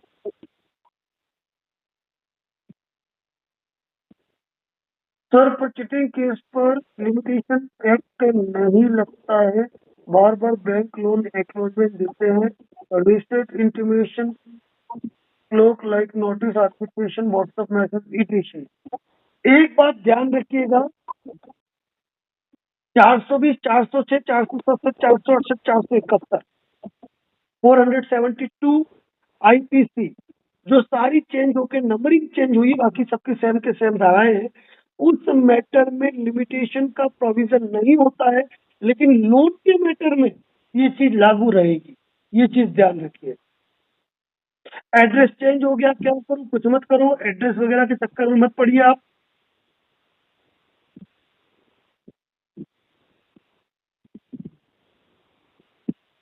बिल्कुल वर्मा जी, बिल्कुल। सर बड़ी मेहनत करते हैं सर आप सभी, सर इंडिया के लोगों के दिलों में। थैंक यू अजहर साहब। सर मेरा लोन कंपनी ने थर्ड पार्टी को सेल कर दिया, लेकिन ईसीएस इट रेगुलर कर रहा है प्रीवियस कंपनी। तो आप डायरेक्ट बंद करवा सकते हो। अगर आपका लोन सेल कर दिए उसके बाद भी तो वो ईसीएस हिट कर रहे हैं तो उनका पावर नहीं रहा, उसके बाद आपके स्टैंडिंग इंस्ट्रक्शन को आप खुद रोक सकते हो। ये चीज आप ध्यान रखो।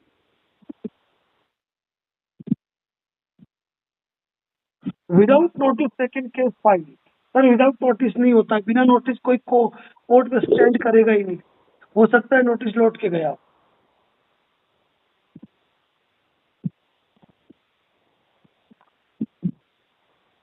रुपेश जी मैं कई वीडियो में बता चुका हूँ, आज के लाइव में बता दिया है कि लोक अदालत से उम्मीद आप न रखें।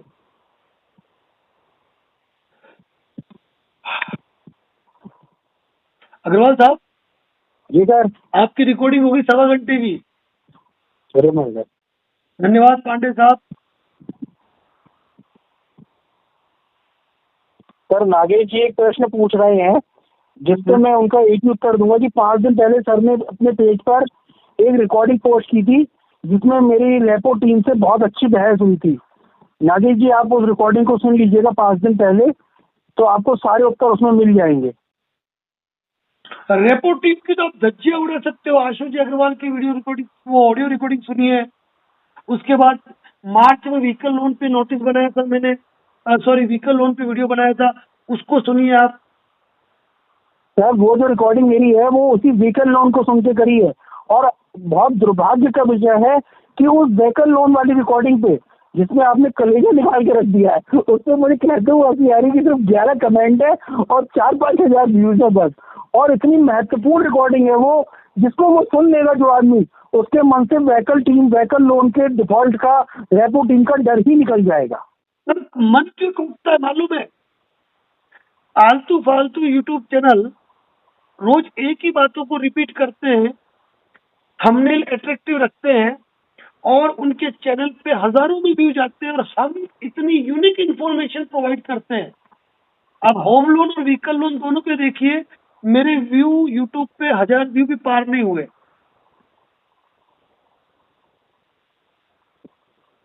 तो लोगों को नॉलेजेबल चीज नहीं देखनी है, उनको एट्रैक्टिव थंबनेल देखने हैं जिसके अंदर कोई जानकारी नहीं हो चलेगा। मैं सभी साथी भाइयों से निवेदन करूंगा कि सर की जो व्हीकल लोन वाली रिकॉर्डिंग है वो 2 मार्च के आसपास की है, 1 मार्च से लेकर 3 मार्च तक के बीच में, जिसमें सर एक लाल गाड़ी पे हाथ रख के खड़े हैं और पीछे कोई गार्डन का नाम आ रहा है। तो आप लोग वो ढूंढ कर, जो भी गाड़ी के लोन से संबंधित जिसकी भी कोई समस्याएं हैं लोन डिफॉल्ट की, तो आप लोग वो वीडियो जरूर देख लें। आपकी सारी समस्याओं का अंत और आपकी सारी समस्याओं का उत्तर उसी में निहित है।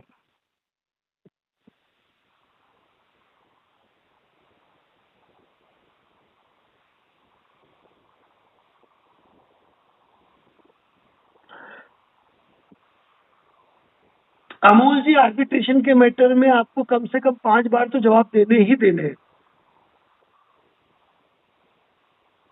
रुपेश जी, कोई दिक्कत नहीं है, यूट्यूब चैनल मेंबरशिप पे, फेसबुक के सब्सक्रिप्शन पे हमने ऑलरेडी सारे ड्राफ्ट बता रखे किस तरीके से क्या करना है। आप वहां मूव हो जाइए, कोई दिक्कत नहीं।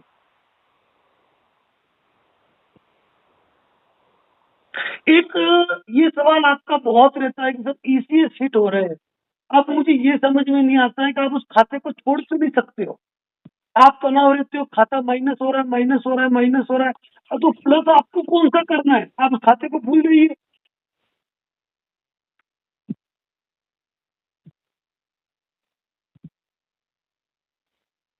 अच्छी चीज लोगों को हजम नहीं होती है। लाल बहादुर साहब बिल्कुल सही कह रहे हैं, बिल्कुल सही कह रहे हैं। इस बात पे एक पिस्ता खा लिया जाए।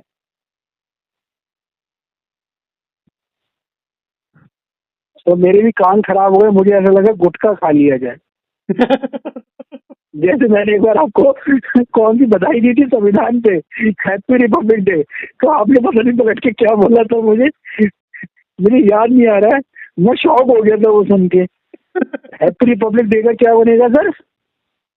रिपब्लिक डे का आपने कुछ मुझसे कहा था, मैंने आपको हैप्पी रिपब्लिक डे विश किया था 26 जनवरी को। हाँ, तो आपको रिपब्लिक का पता नहीं क्या समझ में आएगा, मतलब लोन डिफॉल्ट से संबंधित शब्द है कोई। हाँ, मैंने कोई अलग समझ लिया था। हैप्पी हाँ, Republic day. Happy recovery day, बिल्कुल हाँ, सही। हाँ। तो मैंने रिपब्लिक बोला, रिकवरी डे नहीं बोला है। तो आपने कहा कि कान ऐसे हो गए हैं कि यार लोन डिफॉल्ट के ही शब्द सुनाई देते हैं मुझे। होता क्या है, मैं क्या कह रहा हूँ, जब हम कोर्ट पे जाते हैं ना, दिमाग में वही छाया रहता है। रात को सोता भी हूँ ना, तो दिमाग में वही चीज चलती रहती है। अब देखिए, डॉक्टर साहब का अकाउंट -13 लाख। बहुत शानदार सर। माइनस इन्हें तो 13 लाख। डॉक्टर साहब को तो बुला के सर बकायदा, मतलब 13 लाख एक आम आदमी अगर सुन लेना तो फिर वो तो मिर्गी आ जाए उसे तो। अब -13 लाख किसे कहते हैं? इस मामले में बात कहूं मैं, ये बैंक कर नहीं रहे, बाकी एसबीआई बैंक ने कुछ साथियों को मैसेज भेजती है कि आपके अकाउंट में लगातार ईसीएस हिट हो रहे हैं, आप बैलेंस मेंटेन करें या हम आपके खाते को बंद कर देंगे। बहुत अच्छा मैसेज। और मुझे लोग भेजते हैं, मैंने कहा अच्छी बात है ना, होने दो, तनाव खत्म।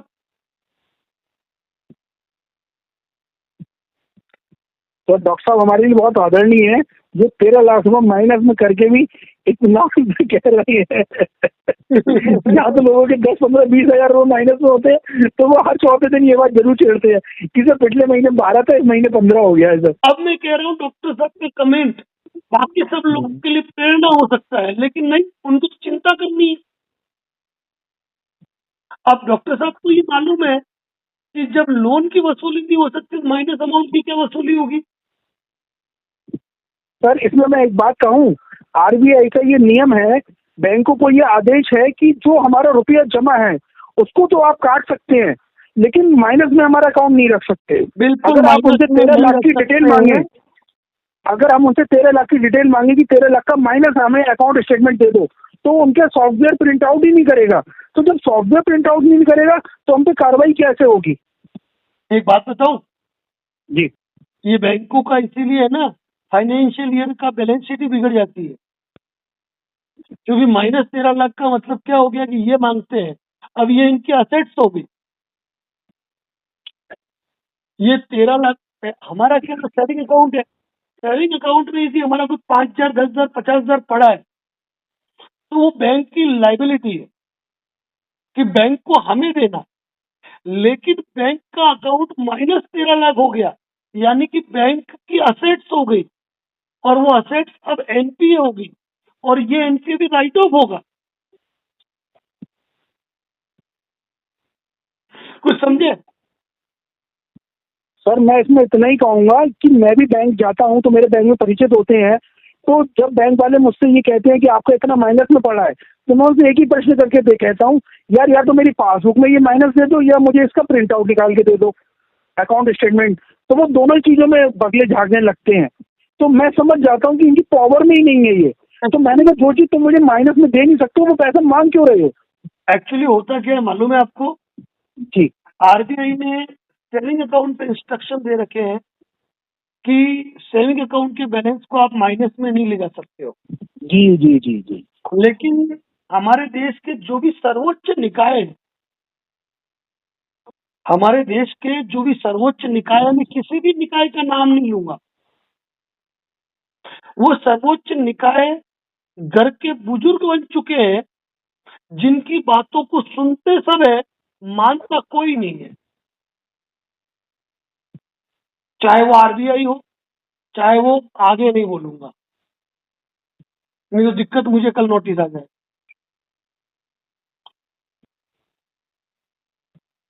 अब देखो, लाल बहादुर जी का 37,000 माइनस है, अनिल मराठी जी के 6-6 लाख नेगेटिव है, चलता है।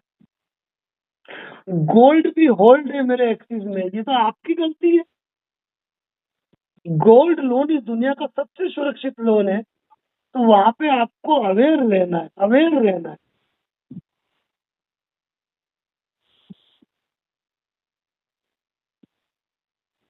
सर भीड़ में तो XXX आते हैं, शेयर से कम फॉलोअर होते हैं।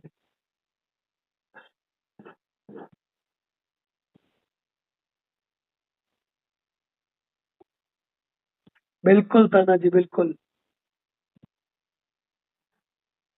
शशिकांत जी के 2,34,000 को 31 मार्च को 0-0 कर दिया।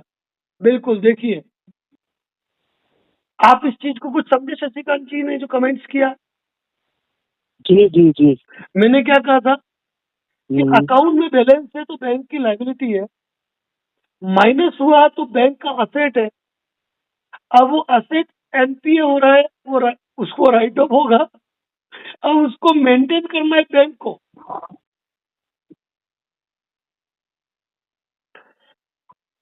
जेबी इंटरप्राइजेज जो पूछ रहे हैं, थोड़ी देर पहले आशु जी अग्रवाल ने कहा है कि मार्च फर्स्ट वीक में व्हीकल लोन पे हमारा वीडियो है, उसको आप सुन लीजिए। उसमें A to Z इंफॉर्मेशन दी है, जिसपे 1,000 व्यू भी नहीं है।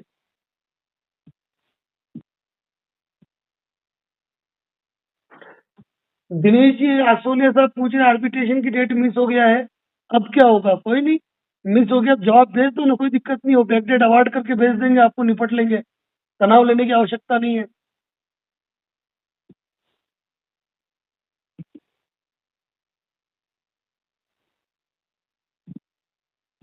भाई लोग, थैंक यू सिन्हा साहब, कोई दिक्कत नहीं। सर नमस्कार, मैं अजमेर राजस्थान से हूँ, वेलकम। जितेंद्र जी तंवर साहब। तो सर अब जी सर। 97 साथी बचे हैं, और टाइम हो चुका है रात की 11:15, तो लाइव खत्म हम्म। किया जाए। बिल्कुल सर, जैसा आप उचित समझे। क्योंकि आज मेरा एक ही कोशिश थी कि आज हम कोर्ट ट्रायल को दिखाएं, और कोर्ट ट्रायल की दिखाने के लिए जब आज मैंने कलकत्ता कोर्ट की वेबसाइट खोली, ई कोर्ट खोला, तो मैं शॉक्ड हो गया कि एक कोर्ट में 2000 केसेस की कॉज लिस्ट है। हम्म। सर मेरा जवाब देना प्लीज। जितेंद्र जी, आपका सवाल कौन सा है? वापस वो पेस्ट कर दीजिए आप। सर डॉक्टर साहब का भी एक प्रश्न था। हाँ डॉक्टर साहब भी बार बार पूछ रहे हैं, मैं बता भी रहा हूँ, हाँ। शायद उन्हें मेरी आवाज सुनाई नहीं दे रही है। सर आर्बिट्रेशन के फाइनल रिप्लाई ईमेल सभी को करने के बाद बाई पोस्ट भी भेजना चाहिए क्या? बिल्कुल सर, पहले पोस्ट भेजना चाहिए। पोस्ट भेजने के बाद आपके जवाब के पीछे डाक रसीद पेस्ट करके फिर पीडीएफ बना के फिर मेल करना है सबको। धन्यवाद लाल बहादुर जी।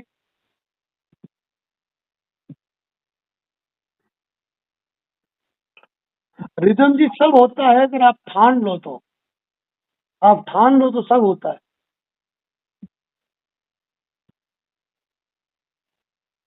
केसीसी लोन का क्या होगा? केसीसी लोन में एक बात ध्यान रखिए कि यहाँ पे प्रत्येक स्टेट का एक अलग एक्ट बना हुआ है।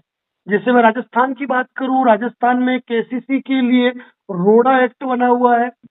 अब राजस्थान देश में इतने राज्य हैं, हर राज्य के स्पेसिफिक लॉ की जानकारी मुझे नहीं है, लेकिन मैं खुले रूप से कह रहा हूँ कि किसानों की जमीनों को जब्त नहीं किया जा सकता है, अटैच नहीं किया जा सकता है आसानी से। तो केसीसी लोन में भी सेटलमेंट भी होते हैं, और जब चुनावी माहौल होता है तो वहाँ लोन माफ की प्रक्रिया केवल केसीसी लोन में ही होती है।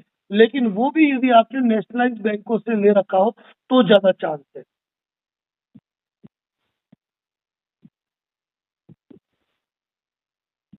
How to reply arbitration notice without showing current address? No issue Ranjan ji, आप अपने पुराने एड्रेस को ही मेंशन करते हुए आर्बिट्रेशन का ऑब्जेक्शन दे सकते हैं। आप चाहे जम्मू के रहने वाले हो, आप गुजरात से भी पोस्ट कर रहे हो, तो वहां पर भी आप पुराना आपका लोकल एड्रेस, पुराना एड्रेस लिख के भेज सकते हो। पोस्ट करने में कहीं से भी कर सकते हो, नो इश्यू।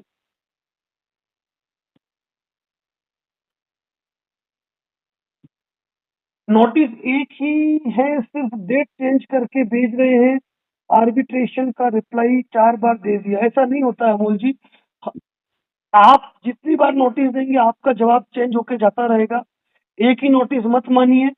हर प्रोसेस आपको लगता है सेम है, लेकिन तरीका अलग होता है उसका। Okay Vinay Kumar ji, Amritsar. Okay okay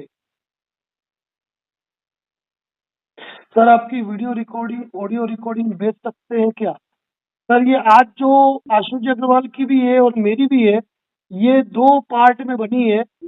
तो इसका जो पहला पार्ट था मेन कोर्ट वाला, वो फेसबुक पे पोस्ट हो चुका है।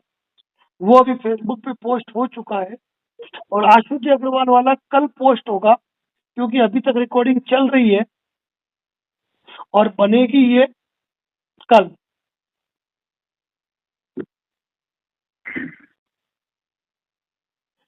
गजब सवाल करते हो। Please share KCC loan advocate. Hindustan के 400 एडवोकेट हमसे सलाह ले रहे हैं लोन डिफॉल्ट के मैटर में। अब ऐसी बातें पूछते हो आप।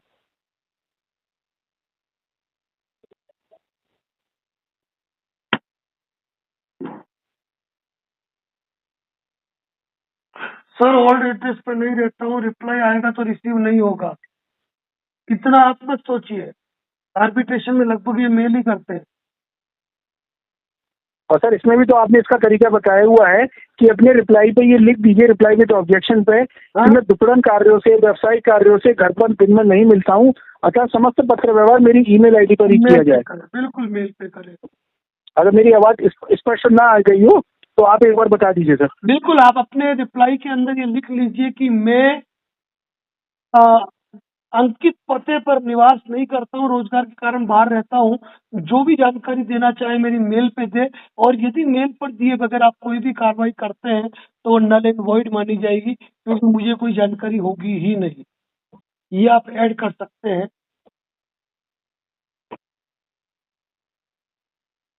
सर आप फ्री में कंसल्टेशन मत दे, हम इंडियन फ्री में लेने की आदत है। जब इनका काम निकल जाएगा तो आपको मैसेज भी नहीं करेंगे। कोई दिक्कत नहीं सिन्हा साहब, एक मोहब्बत कमाई है। और सबसे बड़ी चीज है, एकमात्र एडवोकेट नरेंद्र जोशी साहब प्लेटफॉर्म है जब लोगों का प्यार मिलता है। मार्च की में जब तबीयत खराब हुई थी तो केवल गेट वेल सुन के ही मैसेज मुझे आए थे। तो ये मोहब्बत, ये इनायत काफी है अपने लिए।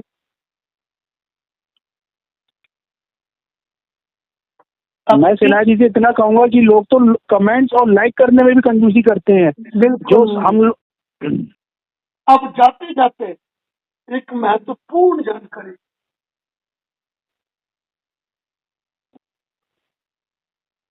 अग्रवाल साहब सुन लेना, जी सर। बहुत महत्वपूर्ण जानकारी दे रहा हूँ। 91 साथी जो है वो ध्यान से सुने।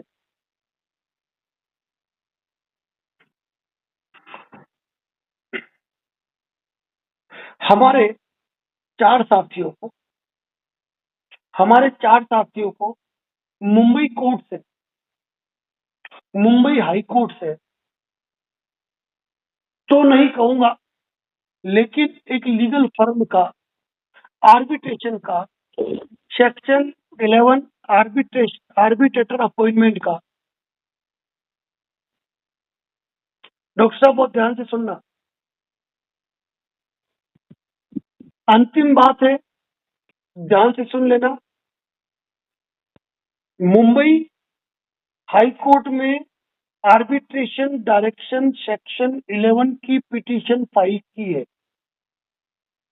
इस इंटेंशन के साथ लीगल फर्म द्वारा नोटिस भेजा गया है कि इस डेट को आपकी कोर्ट में अपीयरेंस है, आर्बिट्रेटर अपॉइंटमेंट की पिटीशन फाइल की है इस मैटर में। ये क्यों हुआ बता देता हूं। मार्च तक जिनके सेटलमेंट नहीं हुए उनके मैटर में ये चीज साथियों को आ रही है। अब साथी सोच में परेशान है कि सर हमने तो इनके आर्बिट्रेशन पे ऑब्जेक्शन दिया था, बहुत इंपॉर्टेंट बात कर रहा हूं, लेकिन मुंबई हाई कोर्ट में लगाया है और बात यह है कि आप वहां जा नहीं सकते हो, आप वहां पे अपीयरेंस नहीं देंगे, एक आर्बिट्रेटर अपॉइंट हो जाएगा जो हाई कोर्ट के डायरेक्शन से होगा। लेकिन ऐसा उन्हीं लोगों के साथ हो रहा है जिनके खिलाफ पहले आर्बिट्रेशन की प्रक्रिया चल चुकी है, वो आर्बिट्रेशन पे अपना जवाब दे चुके हैं, किसी किसी में आर्बिट्रेशन का अवार्ड पास हो गया है। ऐसी स्थिति में आपको कुछ भी नहीं करना है, मुंबई के किसी भी एडवोकेट को हायर करके आपने आर्बिट्रेशन पे जो ऑब्जेक्शन दे रखे वो, और उन्होंने आपको आर्बिट्रेशन के जो नोटिस दे रखे वो केवल अपने एडवोकेट को प्रोवाइड करने हैं, और एडवोकेट को कहना है कि कंपनी द्वारा पहले ही आर्बिट्रेटर अपॉइंट कर दिया गया है और इस मैटर में आर्बिट्रेशन की प्रक्रिया चल रही है। बिना आर्बिट्रेशन को प्रक्रिया को विड्रॉल किए इनके द्वारा हाई कोर्ट में गलत शपथ पत्र पेश करते हुए पिटीशन फाइल करके कानून का मखौल उड़ाया गया है।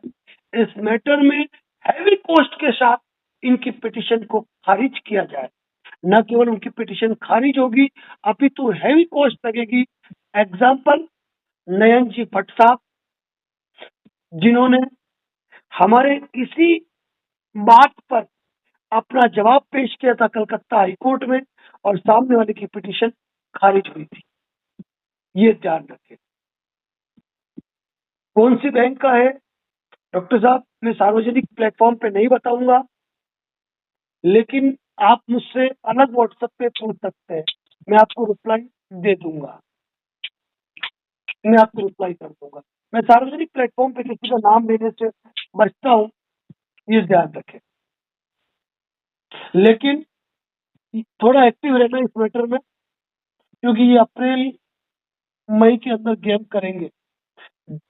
जिन जिन के आर्बिट्रेशन विड्रॉल हुए हैं उनके सामने ये चीज नए तरीके से आएगी। अवेयर रहना, क्योंकि कुछ समय पहले अग्रवाल साहब ने भी मुझे यही बात पूछी थी और मैंने कोई जवाब नहीं दिया था। ये संकेत है नया, एक्टिव रहना। राजा द्विवेदी जी कैसे हो आप? बढ़िया, मजे में। लोन डिफॉल्ट हुए 1 साल से ज्यादा का वक्त हो गया है, क्या प्रायर नोटिस देना चाहिए? बिल्कुल भी नहीं देना चाहिए। लेकिन अगर कोई कंपनियां कानूनी कार्रवाई पे आपको लगता है आ रही है, तो आप ईसीएस अकाउंट इंफॉर्मेशन के ड्राफ्ट का लाभ उठाएं। वो आपके लिए प्रायर नोटिस का ही काम करेगा। सर मुझे रिकॉल नोटिस आया है 24 मार्च का, बट आज मुझे ईएमआई ड्यू का मैसेज मैसेज तो आते रहेंगे, ये हर तरीके से मैसेज करते रहेंगे, तनाव लेने की आवश्यकता नहीं है। सर पर एक सवाल, पोस्टमैन को एड्रेस नहीं मिल रहा है तो क्या उनको कॉल करके मिलना चाहिए? देखिए कोई नोटिस आया है तो रिसीव करो, अच्छी बात है, लेकिन ये ध्यान रखना कि कई रिकवरी एजेंट आपको पोस्टमैन बनकर भी फोन करते हैं, ये भी ध्यान रखिए आप, ठीक है ना। सर आपसे कंसल्टेशन करनी है, किस नंबर पे करूं? राम साहब, प्रत्येक वीडियो के अंदर ऑफिस का नंबर पोस्ट है, नए नंबर से सीधी मेरी बातचीत नहीं हो पाती है, कॉलिंग बहुत ज्यादा रहती है। आप वहां पे व्हाट्सअप कर दीजिए, आपको पूरी जानकारी दे दी जाएगी। बिल्कुल। नोटिस रिप्लाई देने पर लिमिटेशन पीरियड फिर से शुरू हो जाता है क्या? ये एक टेक्निकल चीज है, वो नोटिस पर डिपेंड है कि उसका जवाब क्या देना है, क्या नहीं देना है। सर आप सरस्वती पुत्र हो, thank you so much Hukum. Wife ने टीवी में फॉल्स एफिडेविट दिया है और उस वजह से मेरे 340 सीआरपीसी लगाया है और अब 13 बी में जाने के लिए बोल रही है। ऐसे में क्या डीवी अगर वो विड्रॉल करे तो क्या 340 सीआरपीसी भी हटेगा या कंटिन्यू रहेगा? राज किरण जी, क्या मैटर हमारा चल रहा है लोन का मैटर, लेकिन आप इस लाइन में जुड़े हैं तो मैं आपको जानकारी दे दूं कि डोमेस्टिक वायलेंस केस के अंदर, यानी कि घरेलू हिंसा से महिलाओं का संरक्षण अधिनियम के अंतर्गत उन्होंने फॉल्स एफिडेविट दिया, तो आपने 340 सीआरपीसी लगाया, लेकिन उस 340 सीआरपीसी पे क्या ऑर्डर हुआ ये मायना रखता है। अगर 340 सीआरपीसी पे कोर्ट ने कॉग्निजेंस लिया है या कंसर्न पुलिस स्टेशन को कोई ऑर्डर दिया है, लेकिन यदि आप 13 बी में जाने के लिए एग्री हो, तो मेरा आपसे सजेशन ये रहेगा, अगर डीवी विड्रॉल होगा तो 340, अगर कोर्ट में चल रहा है तो वो भी विड्रॉल होगा और 340 सीआरपीसी विड्रॉल कर लेना चाहिए आपको भी। अगर विड्रॉल हो रहा है तो निपटा देना चाहिए, फैमिली मैटर को लंबा मत खींचो, क्योंकि 340 सीआरपीसी आपके सेक्शन 13 बी की और आपको लेके गई है। हमेशा एक बात ध्यान रखिए, प्रयासों का परिणाम यदि मिलता है तो उन चीजों को समेट लेना बेहतर है। बिल्कुल लाल बहादुर जी, ऐसी रिकॉर्डिंग आपको हमको भेजनी चाहिए, बिल्कुल हमको भेजनी चाहिए।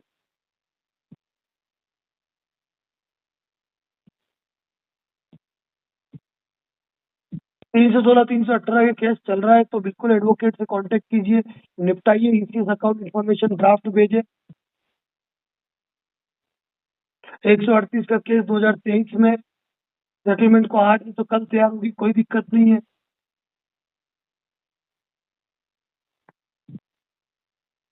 राकेश जी गुप्ता साहब नमस्कार। सर लंबा लाइव हो चुका है, 100 साथी अभी भी जुड़े हुए हैं, लेकिन अब सुबह मॉर्निंग को मुझे भी निकलना है और 1 घंटा 50 मिनट की रिकॉर्डिंग आशीष अग्रवाल साहब की भी हो चुकी है, तो इस लाइव को यही हम समाप्त करेंगे।